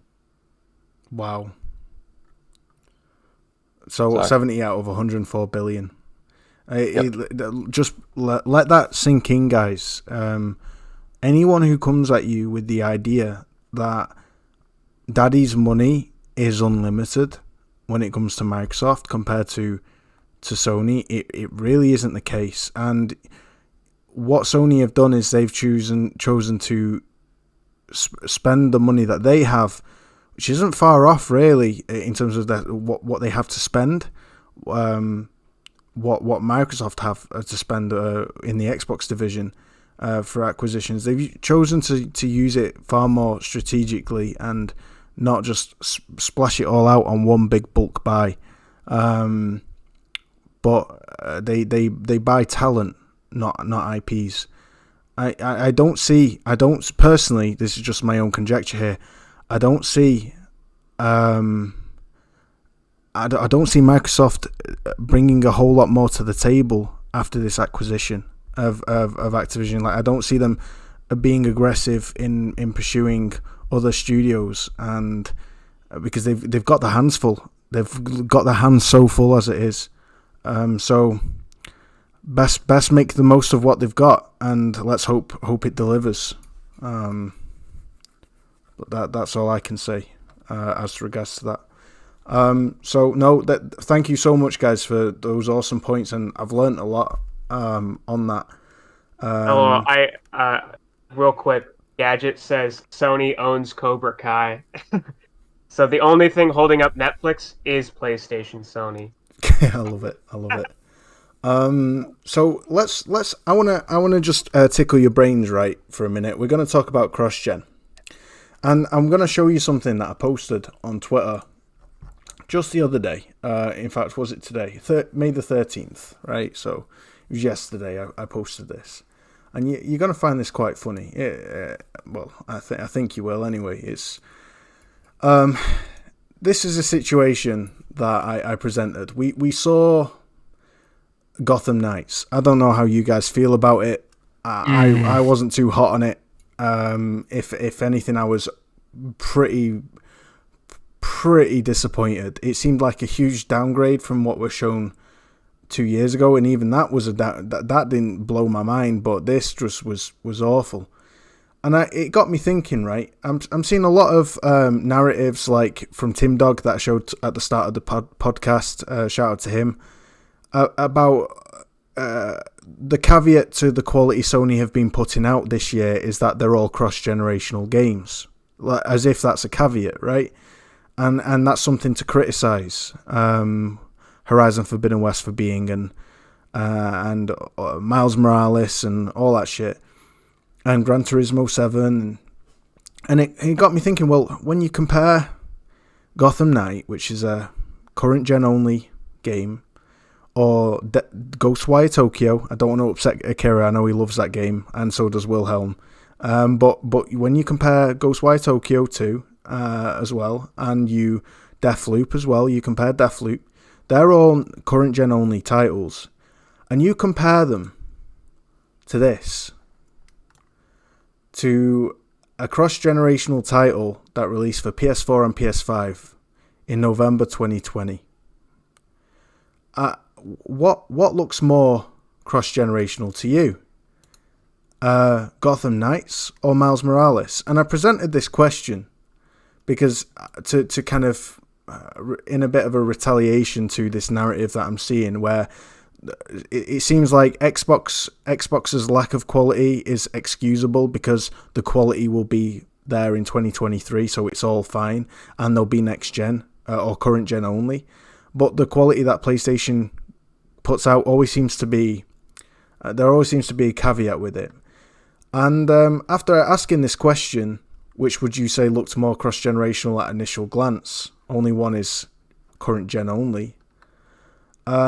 This guy, Smoke, shout out to him. He put, this isn't a fair comparison. Spider-Man is showing photo mode pics. And I put, this wasn't photo mode. This was actually captured in real time during gameplay. It was a screenshot on my phone of live gameplay. And he put, I highly doubt that. I've beaten both Spider-Man games and haven't seen it looking like that. So I just put, you need a better TV, and showed the gameplay. He insisted, I have an LG C1. It never looks like that. Anyway, I just said to him, this is a screenshot of a compressed video. It looks better than this if you play it. So I advise you pick it back up and rejig your memory. And he admits, you were right, my mistake, forgot how good it actually looks. This was so good looking, Miles Morales, in motion, that this guy refused to believe that this this this cross-generational title that released over a year ago was actual gameplay. And so I wanted to ask you guys, what has set the bar so far for this generation? Because to me, it's seeming like cross-gen has set the bar and current gen is yet to catch up. It baffles my head. I don't see Ghostwire Tokyo or Deathloop or Gotham Knights looking close to this. So I just wanted to run that by you guys. How do you guys feel about that? And will there be a huge leap forward in 2023 for current gen titles? Can I go first? By all means, dude. All right. So if you guys remember back at the transition between PlayStation 3 and PlayStation 4, if you guys remember back, Last of Us 1 on PlayStation 3 looked like a PlayStation 4 game. It blew every other game out of the water on graphics. It looked photorealistic at the time. And then it got remastered for PlayStation 4, and it looked better than everything else for years until third parties caught up. This is another benefit for Sony and PlayStation. Sony studios have the ability to go into the minutia of how the machine works at the fundamental level and push out the best possible graphics with the smallest amount of constraints that are possible, by knowing exactly where to put their effort in to maximize the potential of the PlayStation console. Mm-hmm. And this ability that they have to work together as studios, to work together and help each other to maximize potential of consoles being underpowered compared to PC, makes it so that their first party console games look better than what PC can do, unless you have something that's like $3,000 and then like $10,000 on top of that to maintain it and all that stuff. They can do what you can get from a PC for $4,000, $5,000 on a console that's 10 times less that price. And this has always been true. PlayStation's first party games will always be 5 years ahead of third party, so that in the case of Miles Morales, in the case of Horizon Forbidden West, which are both PlayStation 4 and PlayStation 5 games, they are going to look better than almost all of the PlayStation 5 and Xbox Series X games from third parties and from Xbox, because Xbox still does not know how to maximize the potential of their console. The issue with Xbox is that they're and this is just the reality of the situation. It isn't necessarily it's not a fault of the studios themselves, but their first rodeo of current gen games are releasing mid generation. That's the shocker. 2023 so onwards. There's a second problem, and that's that they have to make 3 SKUs for every game. They have to make a SKU for PC, they have to make a SKU for Xbox Series X, they have to make a SKU for Xbox Series S, and that's not including the ones that are cross-gen, where they have to make a SKU for Xbox One X, Xbox One S, and a normal Xbox One. So that's like 6 SKUs. For the excellent, for PlayStation, excellent point, bro. PlayStation doesn't have to do that. Because PlayStation doesn't have to do SKUs, they did that with the PS4 Pro, which is kind of why I think they might not do a PS5 Pro. They might, but they might not. But because they don't have to do SKUs like Xbox has to do, they can go into the finest detail, the smallest fundamentals of what their console can do, and maximize the potential of it for every pixel. Where Xbox has to generalize, they have to from the fundamentals, they have to generalize something, so they can't focus in on any one console or any one SKU because they have to make it scalable to all these different things. PlayStation does something different. PlayStation now has Nixes, and what Nixes does is what PlayStation does is they make a game and they focus it fundamentally for PlayStation 5 at the core level. And then they have a second team that spends years taking a game that was fundamentally made for PlayStation and eventually making it possible to run on PC at the best it can do. Whereas Xbox is trying to do all of these different SKUs at the same time, and the result is that you're going to get not as good graphics, not as big in scope, and just not as big a budget because you have to spread it out among these different PC, Xbox Series S. The biggest mistake Xbox made this generation is the Xbox Series S, and I don't care what anyone says because 3 years from now, you're going to have so many third-party developers not developing on Xbox primarily because of the Xbox Series S, because they can just go to PlayStation 5 and they can develop a game for PlayStation 5, and whenever they want to put that game on Xbox, they're going to be like, we can't do it without compromising our game so fundamentally in order to make it work on the Xbox Series S. So, as a developer, Sev, what's your take on that? Do you agree with Will on that? Will the second. Yeah, Will the second. Do you agree with Will the second on that? I'm going to say William. Will the thinker. Yeah. Yes and no. There are things that are spot on, and there are things that are a little bit spotty because every developer,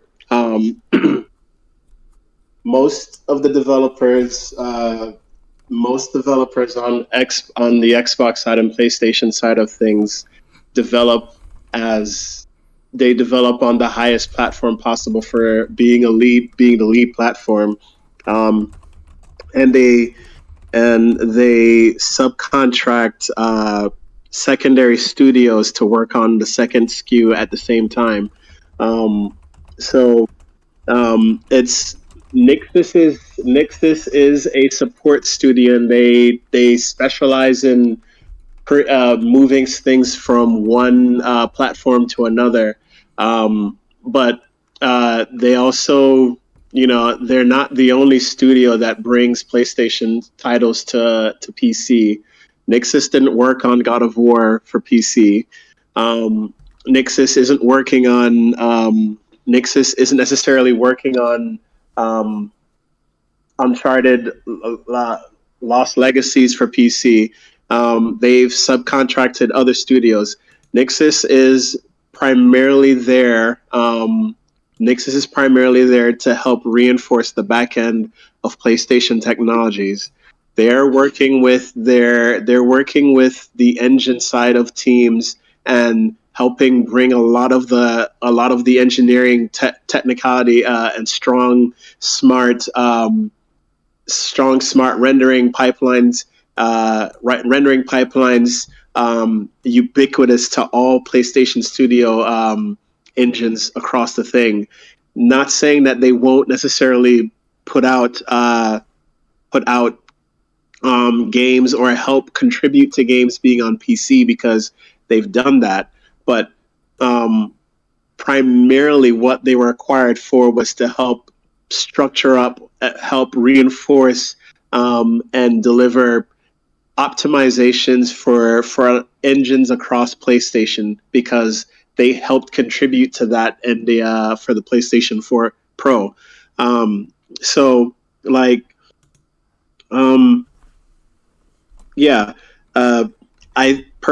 think that when you have a lot of SKUs that you have to work on, you do have to. There are things that are going to come at sacrifice, because you're having to work with lower level assets, lower level engine specifications and stuff like that, and you have to account for the base consoles and everything. But most of the studios, when they're working on a cross-gen title, the main studio will lead on the strongest possible platform, and their base engine will then be tweaked to deliver things at a systemic level that is comparable to it. So the perfect example of that would be Playground Games.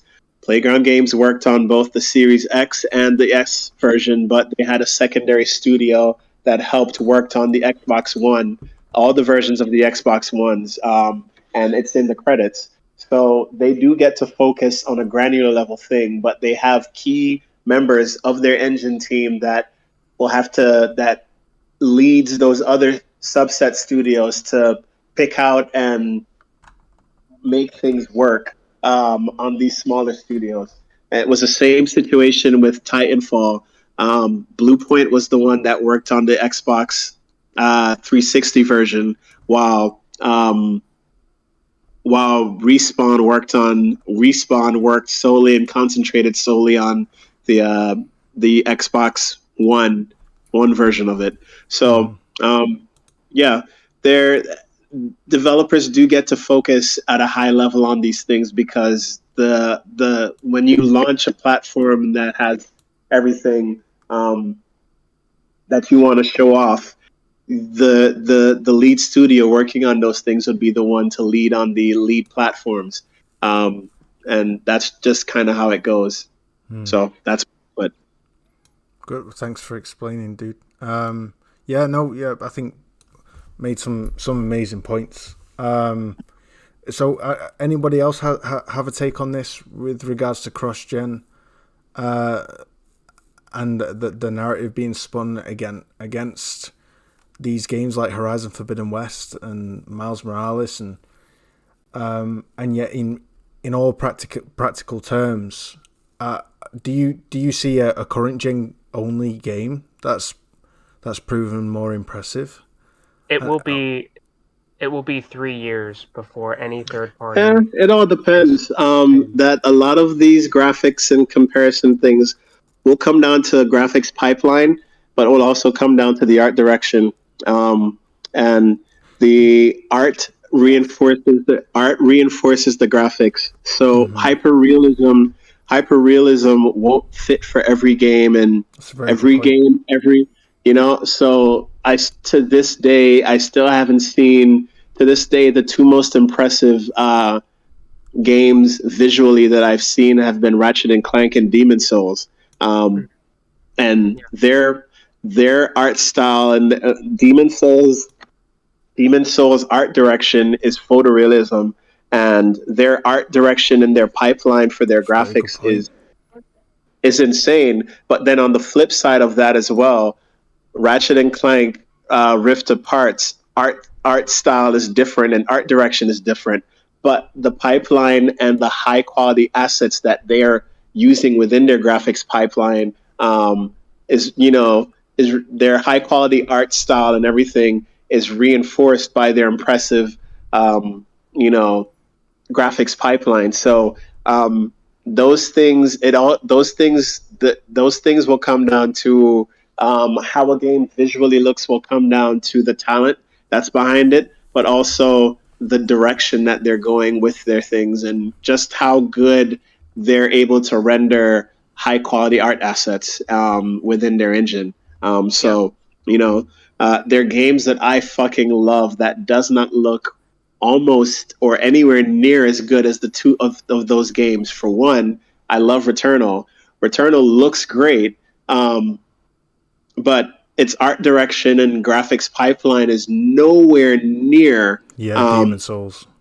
Yeah, is nowhere near Demon Souls. And it's more colorful, and it has some amazing stunning visual effects that can rival the best. But like as a whole, if I'm going to compare what's the best visual looking game that I've played or that I've seen, for me right now, it's, it doesn't necessarily come down to a thing of cross-generation or anything. It just all comes down to what your art pipeline is, the talent, your art direction, and your team's ability to pump out great, high-quality things within a very, very, very strong graphics pipeline. And if you're able to do all those things, then more power on you. More power on you. We've hit a record 68 live concurrent viewers. We're now at 803 subs and currently 55 are watching. That's awesome, guys. What an epic way to bring back the show on all cylinders firing. Go on, who was speaking then? Yeah. Oh, sorry, it's just me. I got to head off in about 10 minutes, that's all. All right, Folky brother. They all leave before they could hear the Duke Nukem show. We're coming to I was it. just Don't about worry, to get into him about that. Yeah. Well, let's it's move a on. great transition. Let's move on. Yeah, 100%. I actually have to go because my partner's just getting back from Gran Canaria myself. You know what that means. No It's sweat, a bro. family show, Easy. It's a family show. Absolutely. We're family, bro. Are we not family? I'm giving him hugs. That's all. I love it. Right, Anyways, so you've got to go now, DZ? Or... I actually do. do. Well, thank you Nobody very wants much. to hear the Nukem. Well, I want to hear the Nukem. We all want to hear the Nukem. So, but DZ, thank you, brother. Yeah, definitely, man. It was great to be back in, and it was great to be among. It's great to be amongst friends. Y'all know I love this podcast, and I've been missing it. So you were spitting facts, bro, and I appreciate you for your excellent points. And it's just awesome to hear your voice again and that you're back. So, man, it's awesome to have the show back, man. Yeah, it's awesome to have the show back. Big time. Big time. Yeah. We'll catch up with everybody on the next one. You all be well and swell. And knock 'em dead, Wilhelm, with the Duke Nukem, with your Duke Nukem segment. Let's get to it. All right, DZ, take care, brother. I got balls of steel. Have a good one, man. So yeah, mate. Keep safe. There goes my freaking argument, because there I am focusing on Miles Morales and Horizon Forbidden West, and then DZ brings out freaking Demon Souls, and I'm like, and Ratchet and Clank, and I'm like, yeah, excellent point. Those games do kind of blow everything else out of the water. And PlayStation will continue to blow everyone. Yeah, 100%, William. For at least 2 years. So ridiculous. Yeah, facts retro. So guys, let's get into this. I can't wait to hear particularly what Wilhelm and Akira have to say. I know that you guys are huge retro junkies. I'm not calling you a junkie retro, don't you worry. Let's get into this. So guys, unless you've been living under a rock, Duke Nukem 2011 was a game that should have released in 2001. Am I right, Wilhelm? But Absolutely. It got put through all sorts of very questionable decisions by the guy who blocked William. And it's quite a good story on Twitter. But Duke Nukem Forever was still a game ahead of its time in many ways when it released in 2011. There was so much you could do in that game. I really wouldn't say necessarily that. Okay, maybe not ahead of its time, but it was still relatively ambitious. But man, what I saw of this 2001 model prototype is nuts. Anyway, take it away, Will. You spit your thing. Oh, dude, it's a big thing. That's a big fucking thing. To give people a bit of insight, I don't want to go too much into detail about the backstory, but a little bit so that people, who don't know, get a little bit of context. If you want to know more about that story in detail, I recommend you checking out Matt McMuscle's video about the development cycle and Civ11's video on Duke Nukem Forever. Duke Nukem Forever is probably one of the most infamous games out there, with a very troubled developmental cycle, and with a very underwhelming result. It's a game that underperformed, disappointed a lot of fans, and definitely been through a very rough time. Basically, to sum that whole story up, Duke Nukem Forever was developed as far back as 97. It was supposed to be another 2D shoot 'em up, like Metal Slug, because the Duke Nukem games actually started out as 2D shoot 'em up games. But after seeing how well Duke Nukem 3D actually did, Duke Nukem 3D became a Released in massive hit. 1999, right? Or No, 1998? 96. 96. Released 96. That game became a big commercial and critical hit. It's basically the game that made Duke the icon he was, and in my heart still is. So the team wanted to make Duke Nukem Forever another 3D FPS game, but George Broussard specifically wanted Duke Nukem Forever to be the biggest, most bombastic, ambitious title out there. He wanted that game to blow everything out of the water. So development started around 97, and they licensed the It Take Two engine, the engine that powered Quake 2. But then this is where trouble began. This is where trouble kind of started, because there was then the time where then a lot of some engine swaps happened, because shortly after the It Take Two engine came out, the Unreal Engine came out, and that was the hot engine. You remember that cover with that had a model from a character from an enemy from the game Unreal, and where it has like the headline, a screenshot from an actual PC game, like that shows how big of a deal that engine was. So George Broussard, who wanted Duke Nukem Forever just to be, the biggest, most expensive game out there, he swapped from It Take Two to the Unreal Engine, and development from there went fine until Doom 3 dropped.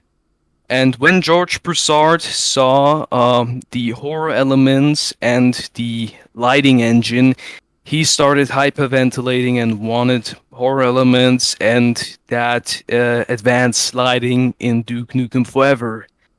Then Half-Life 2 came out, and George Broussard saw the seesaw puzzles and started coming all over the office, and also wanted to have physics puzzles for the Duke.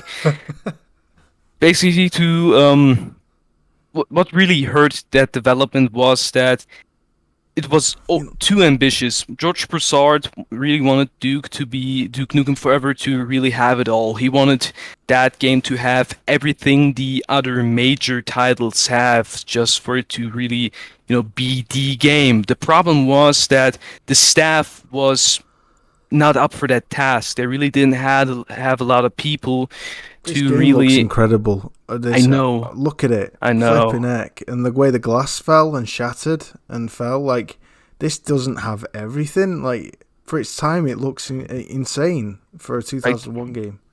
Like, the trouble was that they didn't really had enough people at 3D Realms in order to really implement everything in time. So development was moving around slowly. They were burning money until there was just no money left. So 3D Realms closed in 2009, approached Gearbox for help, because Randy Pitchford is the head of Gearbox, and he worked for 3D Realms, even was a level designer for the fourth episode of Duke Nukem 3D. So he, of course, had a soft spot for both the company and the Duke Nukem IP, which is why he then took the task, approached Gearbox with a pitch, and promised that pitch to even be released around 2011. And that was then the Duke Nukem Forever we then ended up getting. And even the 2011 version is a very interesting kind of you can really see the kind of trouble, the kind of trouble that occurred during development. Like when you play that game, it's like watching a movie that had 100 different directors working on it, because for one, you have the Duke Nukem, the Unreal Engine Duke Nukem Forever, with what it was going with at the Duke Casino and stuff like that. But then you were at like the Alien Underground thing, where it starts to become a bit more like Dune 3, and then you had like those physics puzzles thrown around there as well. Like you see, it became a bit of a mess. It was a bit of a messy thing, what resulted out of that. And people were just, looking at the game and thought to themselves, oh man, like that 2001 version of the game looks amazing. I wish we would have gotten that version. And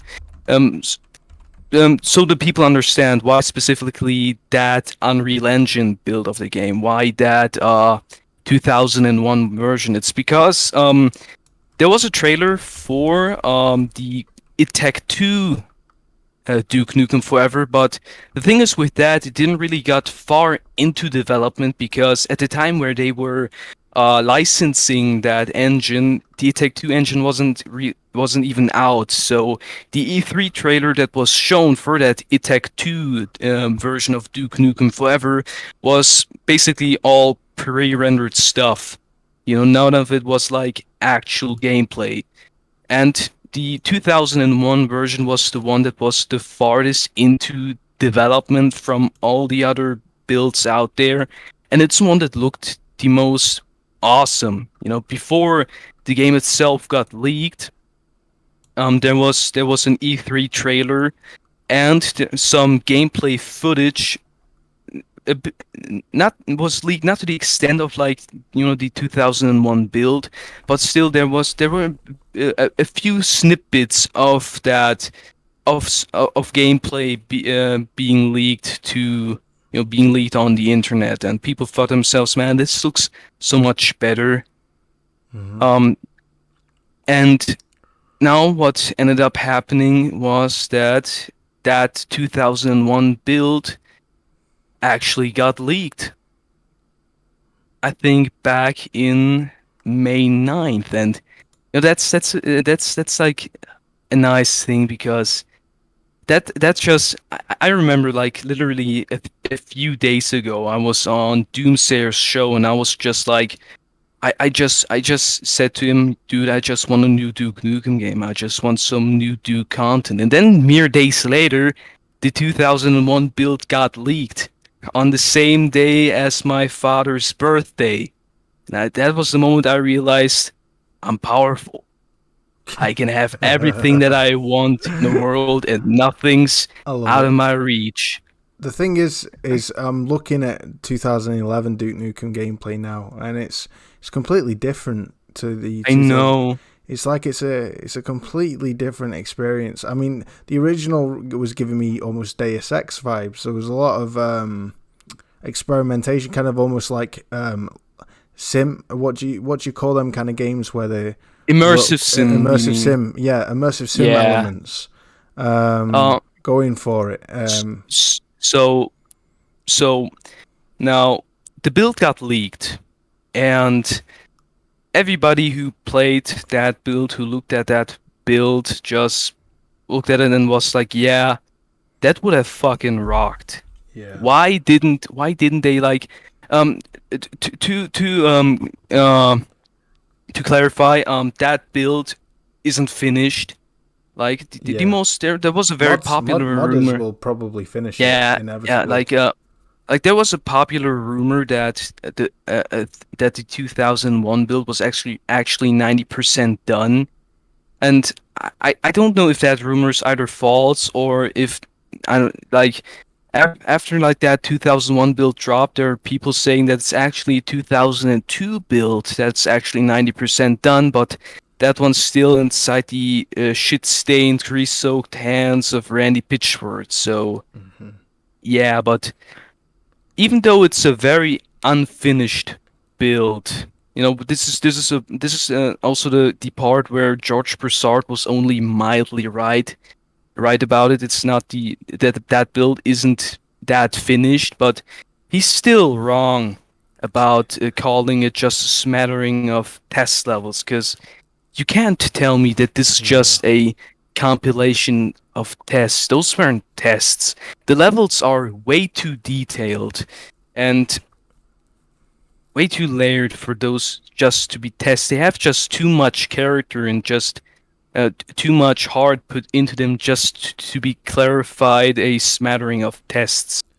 And like for it to be that stuff to be have been made 10 years prior to the actual game releasing, it just shows that something obviously went drastically in a different direction. And all that shit was scrapped, and it's a big shame. I mean, I'm not gonna lie, looking at 2011 Duke Nukem, it looks a hell load of fun. Like, you can pick up shit from a toilet and throw it at walls, and you can stick rats in microwaves. I mean, that stuff sounds really messed up, but I mean, the fact that you can do that stuff in this game is just ridiculous. But I mean, it's not a bad game, but compared to Duke Nukem 3D version, you mean like sorry, yeah. Sorry, I was just. I mean, the 2011 version is not a bad game. It's just incredibly mediocre, especially when you compare it to Duke Nukem 3D and the 2001 build of that game. Mm-hmm. And God, what did I wanted to say again? Looking at that build, because I've downloaded that build, and like, as soon as I learned that it's already available to download, I downloaded it immediately and looked at it. And after looking at it, I just have to say, how in the world could George Broussard think that this wasn't good enough? How in the world could he think that? Because despite the fact that those levels are clearly unfinished, like, a lot of these levels are playable, but some of them are empty, and some of them don't actually progress further because the level hasn't been developed that far to have, an exit. Still, like, what is on display, the content that is on display, the things that are finished, that are put together, look amazing. Mm-hmm. Like, holy hell, like motorcycle levels. There's a level where you're on a motorcycle, and like leaving Las Vegas and the chase, like, bro, it was incredible. Like, some of the shit I was like that entire first episode, like the entire opening of that game, even though it's unfinished, is still hell of a lot better than the entire opening of 2011 Duke Nukem Forever's opening. Like that, like, I love that start. Like, how could you go from that start of the 2001 build? Like, it starts, you're in the studio, go to the talk show, Duke tells how great he is, like, oh, I kicked those alien bastards real good, and all that, and then he goes off to his penthouse caught on fire, he puts out that fire, runs to the rooftops to the other side of his penthouse, gets his golden deagle from one of his maidens, goes on another rooftop, crawls through ventilation, reach the top of the building, fights the infected EDF soldiers, explosions happening everywhere, and these then weapons look dope, bro. Yeah, look at absolutely, like that glorious 2001 gunplay is amazing. All these weapons, man. You've got, like, oh man, it's insane. The different this guy called I'll subscribe to him, Protox. Shout out to him. Only has 1,000 subscribers, but like, he's released a fantastic demo where he's testing everything in the game. I was watching it earlier on, and like, there's a bit where he's in Las Vegas, and that level looks amazing. It's so beautiful to look at, man. Like, for its time, I can't believe this shit didn't get released. Like, I don't really get it. Like, George Broussard could have released that build of the game, and it would have been one of the most impressive game of its time. Like, some of the things shown, Like the game at times looks even more impressive to me than 2011 Duke Nukem Forever. Like holy hell, like those levels are just like just shining with personality, charm, You know what? and You know what just this reminds me of? Is it yeah. reminds me of the unreleased Star Wars Battlefront 3 compared to the remake Star Wars Battlefront that DICE did. You guys remember that? Yeah, I do. Where, like, in the original Star Wars Battlefront 3 that was going to come out, that we saw gameplay demo for, you could fight on land, you could get into a spaceship, and you could go and fight in space battles in outer space. And then you could dock your spaceship into an enemy capital ship, get out of your ship, fight inside the enemy capital ship, blow up the enemy capital ship, jump back in your spaceship, fly down to Naboo with the, like, something that you got from the enemy spaceship and use it to kind of like continue the fight on the ground. All this stuff was done in the demo that you could see in the demo for the original Star Wars Battlefront 3 that we never. Insane. Like looking at these levels, like I just don't get it. Like Duke's Casino, the Las Vegas level, and the Forbidden City, like those are levels that just look insanely amazing. Like they just so atmospheric. They have so much character and personality. Slick Willy as well. Like those are the levels. Like again, it's an unfinished. Like those are unfinished levels, sure, but just those aren't test levels. Those aren't just a smattering no of way. tests. Like those were visions. He called them that, and he I saw called it the them other that. day on Twitter. It's Like that's straight up BS. Like it's a huge those shame. aren't tests. Those were visions, right, in the process of being realized until that fat bastard just decided, we need seesaw puzzles. Like I don't want to put too much crap on George Broussard, but it just pisses me off that he just would says, butcher this game like this. not only butcher this game, but he like goes about saying he doesn't like to think about Duke Nukem Forever because, well, it reminds him of that painful past, but that painful past is entirely on him. He's the reason why development was as brutal as it was. Like again, see Matt McMuscle's video on it. Like he should have been kicked out of the project. He really wasn't. He really just wasn't up for that task. He really was just crunching his people to death for at the end of the day an mediocre title to trying be to live up to other games' ambitions instead of letting Duke Nukem be its own thing. Like he was crunching his people just at the end of the day for Gearbox to hastily put together a mountain mediocre. Who wanted? David, did you want to ask something? I was just going to ask, what was so there's the 2001 build. Yeah. I assume back then to get it up to what would have been what they needed was probably another 12 months. So we're looking at 2022-23 release window. I was just looking through the first-person shooter games that got released there. I can't see where they would have had a direct competition to make him want to change direction. Like, what was he so terrified of it being put up against? Because all there is Medal of Honor. I mean, it's George Broussard, man. I really don't like the development itself. Development itself is like a lengthy process. Like the game is clearly in a quite an unfinished state, and 3D Realms didn't have the biggest staff at the time. So, also George Broussard was like pissing around in the background, like literally denying money from Take-Two for some reason. But that's what I mean. There's no competition from a, let's say this thing was polished and finished and they released it in mid-2003. Other than Medal of Honor, I just cannot find another game there that would be for a commercial release window reason to not have pursued this. So it's got to be from a creative point. Yeah. I mean, maybe. When did when did the Grand Theft Auto games come out? 2003, right? 2002, 2000 for 3 and 4 and San Andreas. Sometime GTA 3 released I think it was 2003. Yeah, let me double check.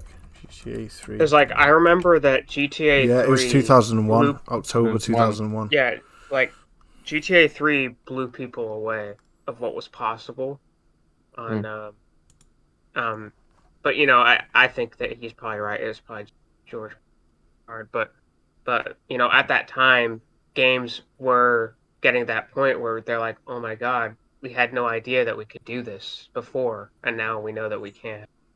And that's kind of what GTA did at the time.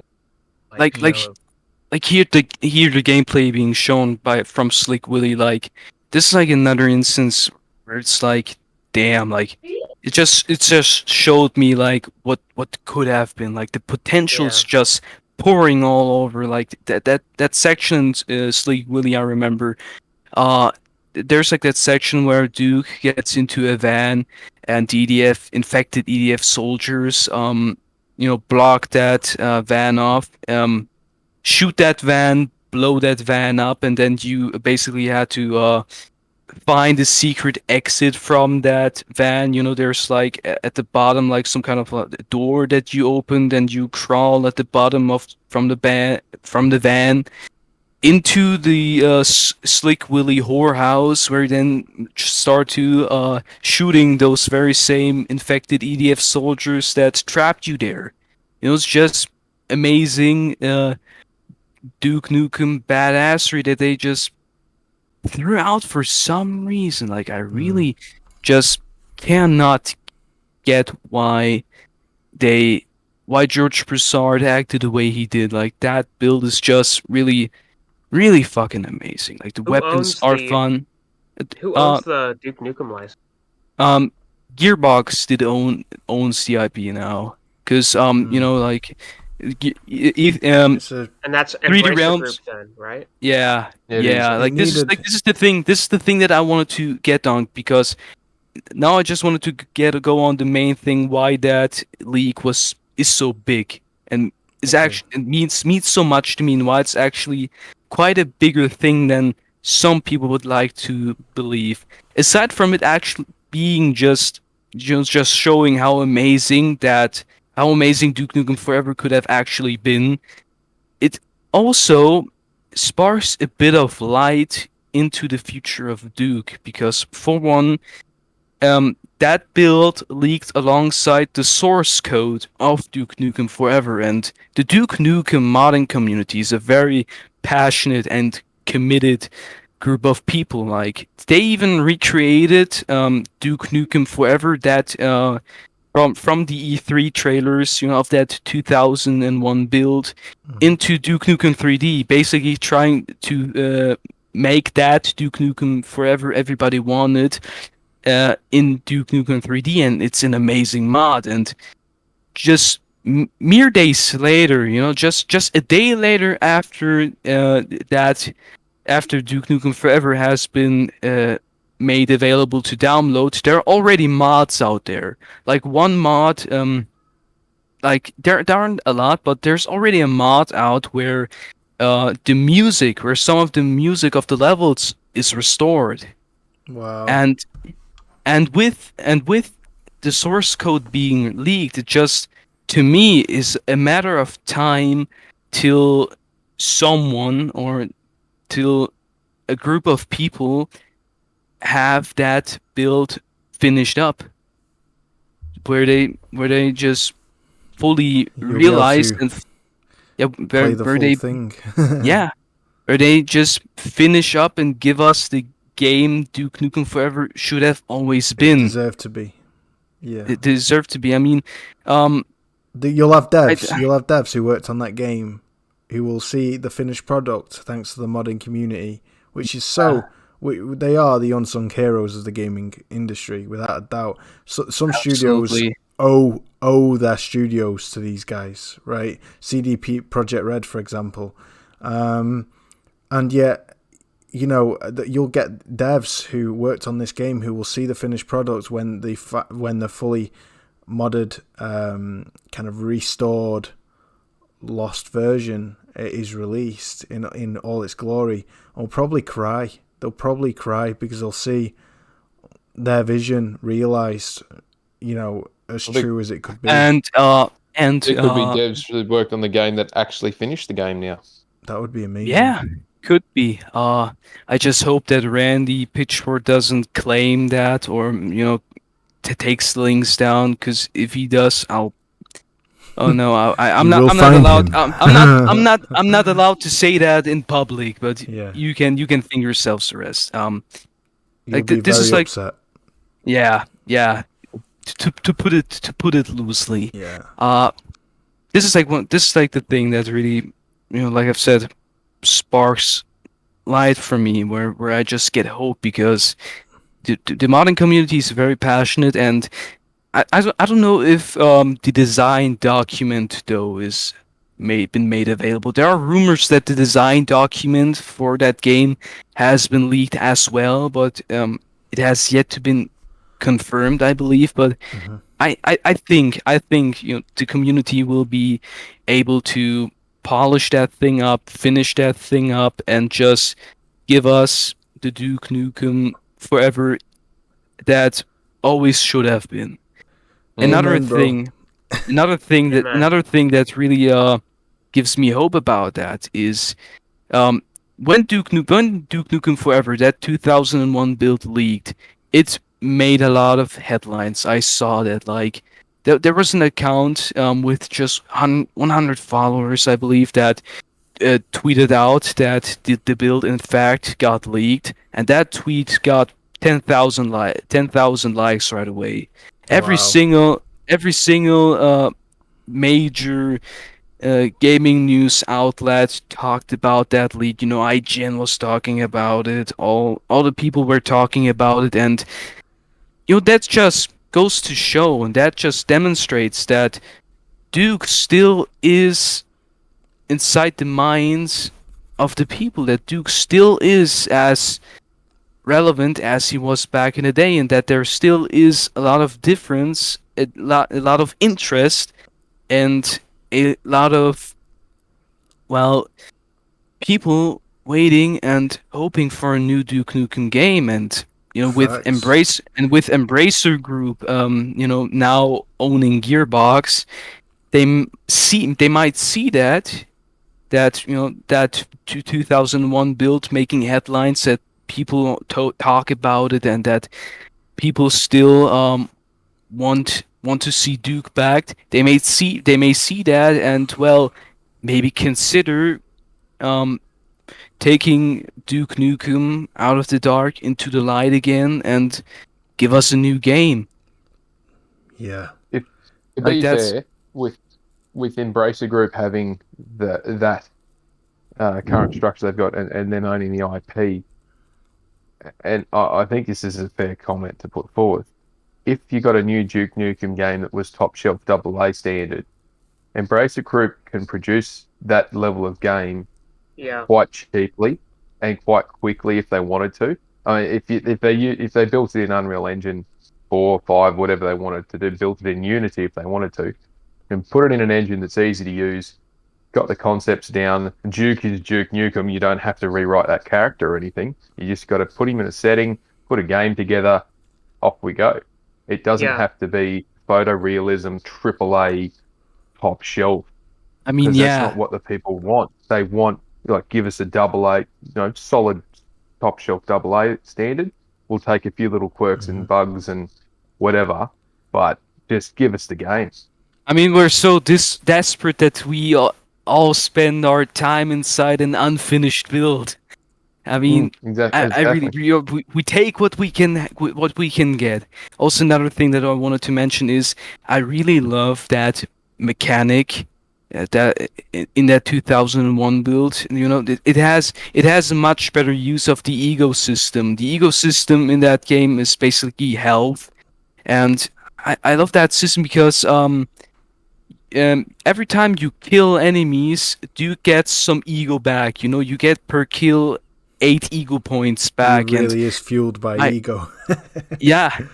And it not only fits the character, but it also encourages the player to play a Aggressively. little to play aggressively. Not only encourages the player to play aggressively, but also rewards the player for aggressive play. You know, it just not like the thing that then later came with the 2011 Duke Nukem, where it just turned into an health region cover shooter. Like no, like I when I played that, when I got to that rooftop segment where you have to fight those infected EDF soldiers, and you saw that per kill I got some health back, I was just like, this is amazing. Like this is amazing. It's fucking rocked. But and George threw that away because he fucking saw seesaw puzzles. Like Well, like I love it, man. I love you. I like- love your passion. like what did I say? I summon the most gifted, the most passionate, the most qualified, and the most magnificent coders, developers out there to finish that build up. You know Unreal Engine, you're up to the task. Does DZ know? Does DZ work with Unreal Engine? He DZ, has yeah, done. DZ is currently using the what's it called? The oh my days, it's really common engine. Unity, isn't Unity, yeah, he's You're working using with the Unity? Unity engine, I think, if I remember correctly. Easy. If you learn Unreal and finish Duke Nukem Forever, I will literally pay you. I'll pay you. Listen to me. I summon you all, not for just some useless crap those other people in suits are trying to sell you on. No, I'm selling you on hope, I'm selling you on dreams, and I'm selling you on magic. Help me finish Duke Nukem Forever. The Duke Nukem Forever that the people need and that the people deserve. Make the dream reality. Give Duke that his vision testicles. life. Give Duke his testicles. Balls Duke of his balls steel, back. people. Give Balls. us our Duke back. And I will literally thank you all because I don't have the money to pay you all. But you'll make the dream come true, and you'll give the vision of all those passionate people who worked decades on that game, on that build. You give that vision life, you give that vision a heart, and you give that vision a face, and you'll make that vision live. Preaching, So Will. I'm summoning you all. Do your work. I'll see you there.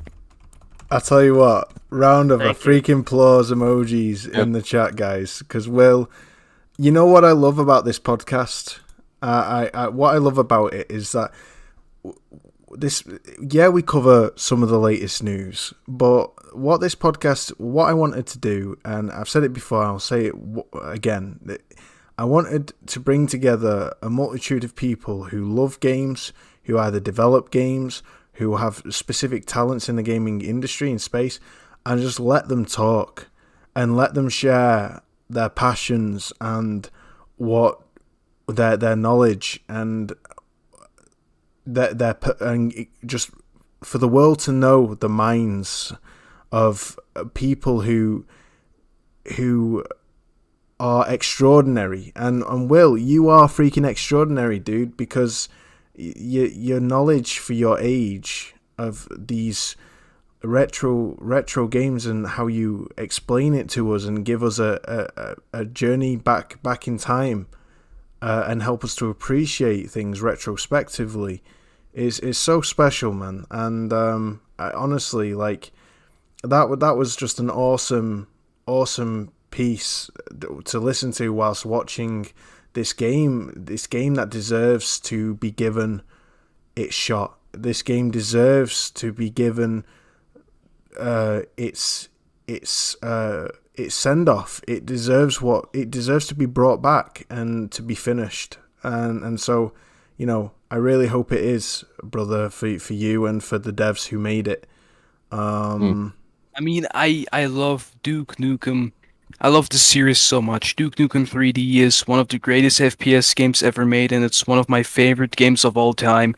I love the character of Duke Nukem. I love that You know what pure I'm gonna do, Will? testosterone. I'm gonna buy Duke Nukem 3D on Steam and I'm gonna play Do it. it. Yeah. Dude, I love those games. I love that character, and I mean, I'm already you can see that build came out. That build, I got more On your hype for father's that build birthday. It was on so. my father's birthday as well. It It was was so. Destiny. It It's was like what? like. It's like if Destiny and if Prophecy had a child together, then it would be that.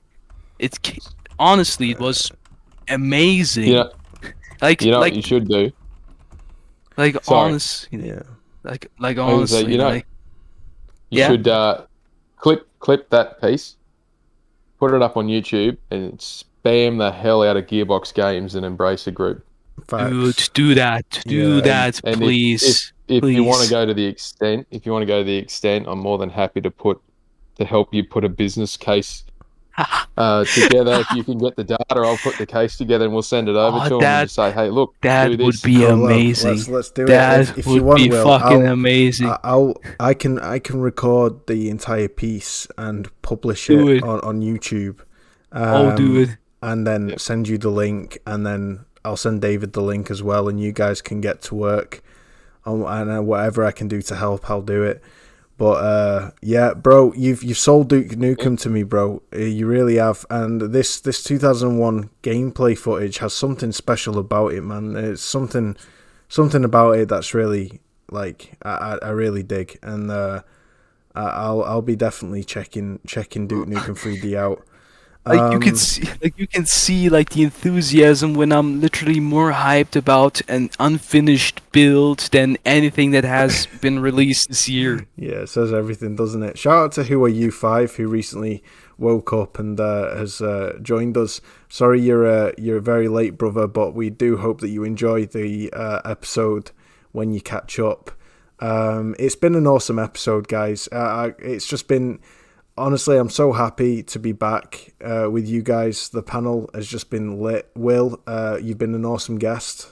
Thank Will you. the Thinker and Will, you're a panel member. I mean, Will the Thinker has been an awesome guest, and would really love to have you on again. And some of the things you've said were just so spot on, bro. And you've got, I can tell you're definitely a thinker. So your name is very fitting. Guys, just want to give before we go on, David. I was just gonna say, echo those sentiments. It's nice to have another numbers person, and I don't mean to disrespect anybody else on the panel, but it's really nice to have another numbers person on here to bounce stuff off and to validate a lot of my points. And I'm sure it's the feeling's mutual. Well, Doomsay will be snatching you up, no doubt, as well. he's got the whole panel on his show. If you guys ever want to do another podcast that focuses on the future of PlayStation and what might be coming down the pipeline, and whenever they announce the next showcase, if you guys want to have a conversation about the potential of the future of that showcase and the PlayStation, oh yeah, for sure. That. Okay, brother, I'll keep that in mind, and I'll make a beeline. At that time. And it was really nice to meet all you guys, David, Wilhelm, Kira, Retro, and all you guys.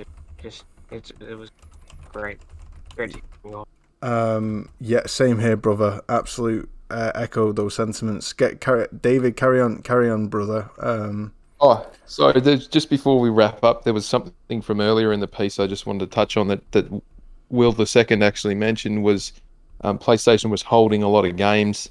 I'll agree to a point. I'm going to call him Will the Second. That is your name from now on, Will. I'm going to change your Discord name to Will the Second because Will the Second is such a cool name, and it just works. Okay. Sorry. Go ahead, man. I agree that they've been holding them, but I don't think that they would have finished them and then not produced them, because it doesn't make any business sense to do that. But I offer this as the counterpoint. Xbox got crucified this week because they delayed 2 games that they've been talking about endlessly and hyping up endlessly and allowing their influencers to hype up endlessly for the last 18 months, 2 years. And PlayStation gets crucified for staying silent. They stay silent for that very reason. You can get upset with them, but you can't hold them to anything because they haven't committed dates to writing. Right. So when they actually True. do come out and say this is when it'll happen, PlayStation is going to hit the mark because, outside of that Last of Us 2 delay that was only 3 weeks or 4 weeks in the end, they pretty much haven't committed anything to a specific date. They'll go, like with God of War Ragnarok, we're aiming for 2021. And then they came out and said, no, sorry, it's going to be 22. And they haven't said anything since they gave us that state of play piece on it. They've stayed quiet because they're not going to commit to a date because the thing could move at any stage. And once they know that for certain when it's going to come out, that's when they'll tell us. And they'll hit those markers and we won't get the shits with them because they keep delaying. We're getting cranky because they haven't told us what's coming, but we know there's stuff coming. Xbox when the is different. PlayStation has their next showcase, it's going to blow people out of the water. Yeah. It's going to be... Whereas it is, and the Xbox showcase that's coming, we know 2 games that are not going to have definite dates on them. They might not even show them. But what else are they going to show? They got a 90-minute showcase. What are they going to show? Because if they don't show gameplay as predominant piece and they just show a couple of guys standing around talking, they're on their last chances with a lot of people right now. If that showcase for Xbox does not at least meet the minimum standard of show us some gameplay and tell us we're getting something this year, and they just fuck around with CGIs and a heap of people sitting around talking, saying, I'm more excited about what's coming that we don't talk about here and what we've got yet to show and all that, they're nailing their coffin shut. So, and Will did a very Will the second did a very good job of pointing that out, that we don't know what PlayStation's got prepared. We can guess. We know it's going to be quality. We're pretty sure we're going to get something soon, but they're not going to tell us until they're certain, because they're giving us the respect of that. Don't tell me until you know. Whereas Xbox is going hype, 2, 3, 4, 5. The Elder Scrolls 6 is starting to be hyped up as the next big thing after Starfield. That game's not coming out for another 5 years, and it won't even. I reckon it won't even make it this decade. We will not have it before 2030. I think 2026 or later for Elder Scrolls. Yeah. You're being very kind to them, because they've stated time and time again they won't even start work on it until Starfield is finished. And we're saying now 2023 for Starfield and 6 years to get Elder Scrolls done. Come on. It's going to be a Forza Motorsport 8 show. Yep. Can you imagine that? That's the only game I think of that's been undercover for quite a few years now. PlayStation is going to have a game that's going to release this year that no one's... Yeah. DZ's alluded to this. Shout out to Frostgurian. I just want to end on this beautiful note. I think it's... We take a trip down memory lane and remember the time that this was said. I hyped up game. Okay, yeah, Starfield's great. Obsidian, amazing. I actually think Xbox is going to have a hell of a 2022. I think they're going to absolutely smoke Sony until Sony get their act together right now. I think the PlayStation is kind of dead man walking. Oh, wow. PlayStation, the dead man walking. Gonna get smoked in 2022, fam. I mean, crazy stuff, and just it just shows that when you're running off conjecture and you're running off the crest of kind of a premise, it can really come to bite you in the backside. And yet, for some reason, people think Sony should do things that way, Microsoft's way, when Sony, like you said, David, get crucified for keeping quiet, but they freaking deliver. And they have their head down to the ground, and they're like, we'll talk when it's ready, when we're ready to talk, and we'll not just tell everyone what they want to hear, but never give them what they what they actually want and what they're expecting. Never meet their expectations.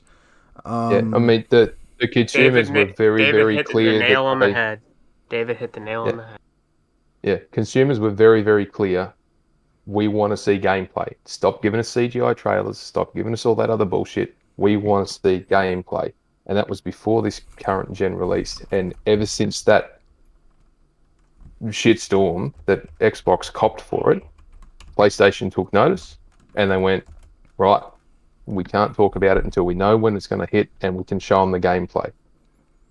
Yeah. And that's what they've done God ever of since. War, we saw gameplay for God of War Ragnarok, a plethora of gameplay, and then everyone was like, oh, it looks like DLC. It's like, no, if you look at the texture detail on Kratos' armor, it's like 10 times the pixel of It really from is. the 2018 God of War. Yeah, I brought this up on They Twitter showed as well. so much gameplay of that game, and the next time we see God of War, because it's been a year or more since we saw God of War gameplay, the next time we see God of War Ragnarok, it's gonna blow people's minds. It's gonna blow everything out of the water.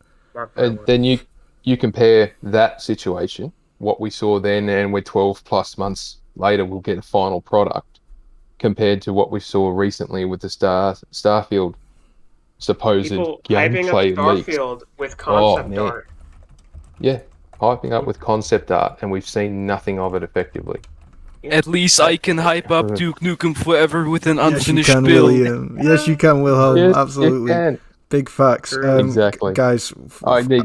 phenomenal conversation. It is. Can I go on, sorry, Dave. I know I don't mean to hijack this, but I just want to throw No, one point please, out there. mate. Whenever you're on the mic, I just shut up and listen. I love it.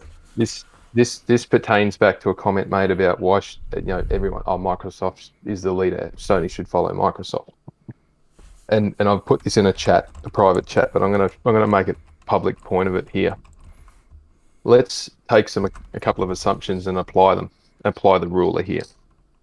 Xbox has got twice as many studios in-house in Xbox Studios as what PlayStation does. They then have Bethesda on top of that, right? So if you take as an assumption that Xbox pays their developers, who are predominantly US-based, pays them the same as what PlayStation would, right? Mm-hmm. Who are predominantly not US-based. And everyone knows that the US developers get paid the best out of the world, and the Japanese ones get screwed pretty heavily. Well, let's assume that they've got the same amount of developers that they've got to pay for, let alone the fact that Xbox has probably got thousands more than PlayStation does.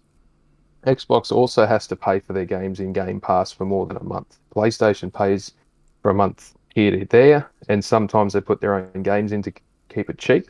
Xboxes, and they only got to pay for 3 or 4 a month. Xbox has got to pay for a couple of, tens and tens, if not hundreds, each month ongoing. Put those things in place as your assumptions. PlayStation made, say, $25 billion for a round figure. $25 billion in revenue and $2.5 billion in operating profit. 10% margin at operating profit. Last calendar year, Xbox made, let's say $17 billion. We'll round it up. 16.7, but it was $17 billion. If they've got the same costs, which is $22.5 billion, as Sony does, at a like-for-like comparison, how do you get a profit when you're $22.5 billion cost, but only $17 billion? You're $4.5 billion behind, before you even add in the fact that they've got twice as many development studios. It's just... something's got to give. That. Something's got to give. Think about that. They are having to faking subsidize... it, hoping that they'll make it. That's exactly what they're doing. You're spot on. They've been... And that's with record of 25 million subscribers. But even if they have 25 million subscribers paying full prices, they're only going to get $4 billion in revenue. How do they cover the gaps? And this is before Activision comes on and gives them an extra $6 or $7 billion worth of cost, with a revenue base that's going to be degraded back to maybe $2 or $3 billion.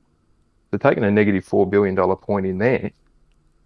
They're looking at having to cover next when they get Activision through, with pretty much no games coming out this year from the first party, of carrying it for another 12 to 18 months. They're in the hole for nearly $10 billion. How long do you think the shareholders are going to put up with Azure service line and other major service lines backfilling that cost point? Yeah. Imagine if they Yeah, switch someone. back to selling their games because they have Yeah, to. and I that's what I wonder mean. what will happen to Xbox if they say, "Hey, you know what? We have to actually sell our game." And you know what the scariest part about it? A business segment that is making a negative operating profit, so they're making losses. The value of that business segment has got you can't even apply discounted cash flow, future earnings potentials. The value of that business segment comes down to their fixed non-depreciable assets and any intellectual property that has value. Xbox is effectively worth 4/5 of fuck all. If they tried to sell it, they would have a hard time selling that thing. So they're stuck with it. And until somebody in their boardroom goes, well, you know what, we've had enough of this, or the shareholders go, no, it's costing us too much, it'll cop the same thing as what Mixer did. Yeah. It won't be sold off. They'll just shut it down because it would cost them more to sell it. Shit, So shocking. anybody who wants to, and this is simple, basic maths, and I'll take the challenge from anyone. If you can produce, better assumptions, then better actual hard evidence to prove me wrong, by all means bring it on. But Who was that Xbox in one isolation. guy who was that one guy who said that Sony has no chance because Xbox is going to totally eclipse them? Who was that one financial advisor? A few have said that. One's a guy called Eric. Michael Pachter. Pachter. Yeah. Michael Dude, Pachter. that guy has no idea what he's talking about. Michael Pachter said that Xbox was going to destroy PlayStation, and there was no coming back for it. There's no way. And he's an analyst. He should have been able to know that. That's a back of envelope calculation. How can you say that Sony should follow Xbox when Sony's making $2.5 billion in profit after investing all that money back into their games and studios and making record, market-leading, industry-leading revenue streams? Yeah. And Xbox that doesn't include the other end of the pie that they're going to get when PS Plus Premium comes out. They're going to get both ends of the pie. They're going to get people buying games for full price, and they're going to get the subscription price for about the same amount of revenue that Xbox thinks it might get 10 years from now when it gets the numbers that they want. They're going to get both ends of the pie. Exactly. Facts. So anytime someone says Microsoft is leading, Sony should copy Microsoft, you can categorically say to them, stick it up your ass, you don't know what you're talking about. No, honestly, hit the nail on the head, David. Spot on, Dave. Spot on, Faulkner. Yeah, honestly, it drives me up the fucking wall. It really I was does. waiting for that. I was waiting for that famous quote. Drives me up the fucking wall. My guys, what an awesome show. Just to inform you folks that I've kind of mulled it over in my head and spoken with the panel as well, and also with my wife, and we're going to be making a small adjustment to the podcast.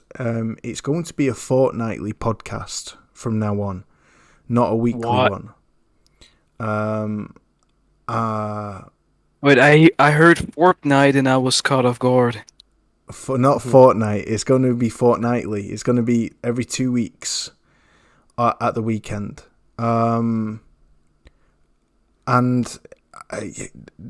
there's two choices. Well, there's that choice or moving it to a Sunday. Either way, the issue is that it's taking with the responsibilities that are coming my way very soon around the corner, and with my wife as well, and also with the fact that we have so many podcasts in the week, fam, from so many people, that it's kind of you don't just want to be parroting other podcasts or just giving people the same news. Being able to do a fortnightly podcast will give, in my opinion, people something to anticipate and look forward to, but it will also mean that we've got the best of the content to talk about over a 2 week period, rather than just over that specific week. And I know it's a bit of a shock, and it's not. it might disappoint some subscribers and some fans, and I am sorry. It wasn't a light decision to make, but it does definitely feel for the best for me and for the podcast as well, and for the panel, because devoting every weekend to a podcast, it's a big commitment. So stay tuned, fam. I'm gonna update the peripherals and all the banners and stuff.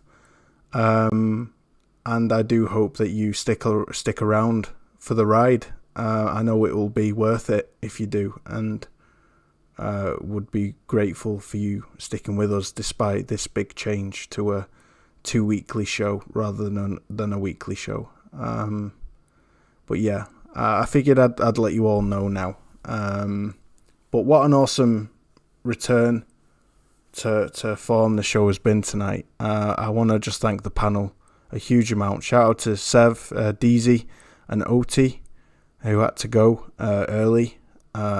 See their descriptions below, their links below. Give them a follow on Twitter. And thank you ever so much, Will the Thinker, for jumping on. You're welcome. Thank you so much for having me. It was a pleasure. I appreciate it, man. Yeah. I'm sorry, Gadget. He said it's not about rehashing. I know, Gadget, if you're disappointed. I'm sorry, dude. But yeah, hope you stick around too. Thanks. Something's better than nothing. Yeah. I mean, it's nothing set in stone as yet. But just bear in mind with the peripherals. But got to balance with your wife. Yeah, got to balance shit. And the wife has also suggested that we move it to a Sunday, and maybe that would maybe be some, maybe that would mean a weekly show. But I'd have to. That would involve throwing that to the panel and coming to some sort of agreement in that direction if that's better for the panel and for the missus. But just it's things are being changed. The time's being changed either to a 2-weekly show, or if people really are not happy with that, then maybe we would move it to a Sunday instead. We'd just have to bear with me and as we figure this shit out. I'm sorry it's not super clear right now. It's kind of been a recent spanner thrown in the works. Evolving situation. Yeah, it's an evolving situation. Hope that makes sense. But yeah, guys, David, wow, great to hear your voice again, brother. And thank you for sticking around with us. Great to meet you, David. Great. You too. Always deliver the goods. Wilhelm, you delivered you were preaching, bro. Absolute preaching. And thank you. Akira, it's been awesome. Where can we find you, David? I'm standing in my kitchen at the moment. In Australia. In Australia. You can find me on Twitter at Forky87. YouTube channel is in. We're finalising some pre-production stuff there, so keep an eye out for that. It's June at this stage is when we're looking at launching, the back end of June. Yeah, but other than that, if you got any questions about stuff that's spoken on the show today, hit us up on Twitter. Happy to chat. But keep it gaming, keep it business. Not interested in console wars bullshit. And if you followed Twitter this week, you'll find out pretty quickly that I just don't tolerate idiots. So, yeah, have a good one. And thanks for having us. And destroy, bro. This week it's been ridiculous. Retro, you've been a little bit quiet, brother, this last half an hour. I'm sorry you haven't managed to get much of a word in. I hope it's all good. If you haven't I like listening. Yeah, I'm a fan of the show. Yeah, well, we're a fan of you, dude, and love having you as always. You're considered a very good friend of the show, and I really rate you highly. You and Doomsayer have a fire podcast going on, fam. All you listening in the chat, if you haven't listened to Doomsayer's podcast, please definitely do. He has a habit of poaching my panel, but I don't mind. He's family to me, and his podcast is literally like almost like an extension of this one. It's very similar, but it's hilarious as well. He has great kind of additional DJ-esque kind of little isms thrown in, like sound effects and stuff to make it even more funny. Yeah, he also has great guests as well. He has me on the show. Some guy called Wilhelm, not sure if you've heard of him. I've heard he's a pretty smart fella. I think he's pretty overrated, to be fair, but now. You got to tell him the real reason why the show's going fortnightly and that you're pumping up Doomsay's shows, because he's paying you for the panel members. You're pimping us out like crazy, mate. I freaking wish, dude. Bloody hell. No, but sorry. No, it's all good. It's all good. I wish, flipping heck, I'd be making money off you guys. No, but for real, no, it's because you guys are just so talented, and you guys have a voice now, and people are listening and paying attention, and people want to keep hearing the stuff you say, because what you guys bring to the table is so unique, and it makes this podcast what it is. And so that it's a testament and a credit to you guys. But yeah, go give Doomsayer's network a subscribe and listen to his show, especially when you've got members off this panel as well on there, along with Retro. And Retro brings so much, man. His banter with Doomsayer is hilarious. It's like a comedy show. Yeah. And a gaming show all in one. It's phenomenal. So thank you, Retro. Where can we find you, my guy? Yeah, you can find me on Twitter, the Family Man Gamer or XTSX Retro. And if you want to add me to the PlayStation or Xbox, my info's in my bio. Love it. And obviously, you can find me on the Doomsayers podcast on Fridays and Sundays. Love it. Love it. Maybe drop a link of the Doomsayers podcast on your in the chat if you can, bro. That would be amazing. Akira, Yes, brother, you still alive? Listening to all of this. No worries. How are It's you? a lot of You cool okay? stuff. Where can we find you, my guy? Yeah, so I'm on Twitter. My I changed my name to Dartfeld. It's a character from Legend Dragoon, because I really That's my favorite game. Shout out to Legend of Dragoon. It's my favorite JRPG. Yeah. And I'm still hoping for that remake, honestly. I have a list of dormant PlayStation franchises on my Twitter, and that's one of them. I have a blurb for. I'm updating your handle right now in the chat. You're a pain in the ass, Akira. I tell you. My handle is at Red Eyed Dragoon, and then underscore in the end. Yeah, fantastic. Yeah, Red Eyed Dragoon. Because again, it's from Legend Dragoon. It's my favorite JRPG.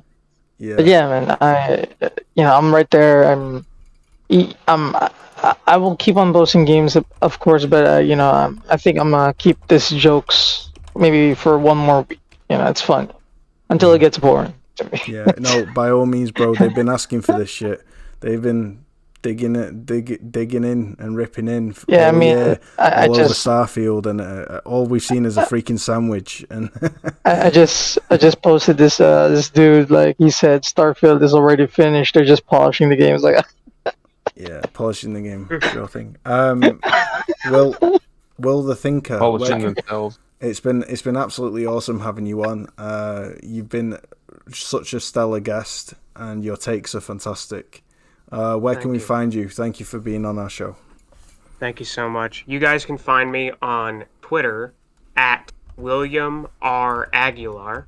That's WILLIAM, R for Ruben, Aguilar, AGUILAR. I post periodic updates and analysis, speculation, infographics that speculate about the future of PlayStation, what they might be doing in the future, and analysis of what PlayStation is currently doing. That includes budgets, That includes possible acquisitions. That includes speculation about the future of the brand, the future of studios, and really excited to continue making these infographics for you guys. And I'm really excited to hear what you guys have to say on Twitter.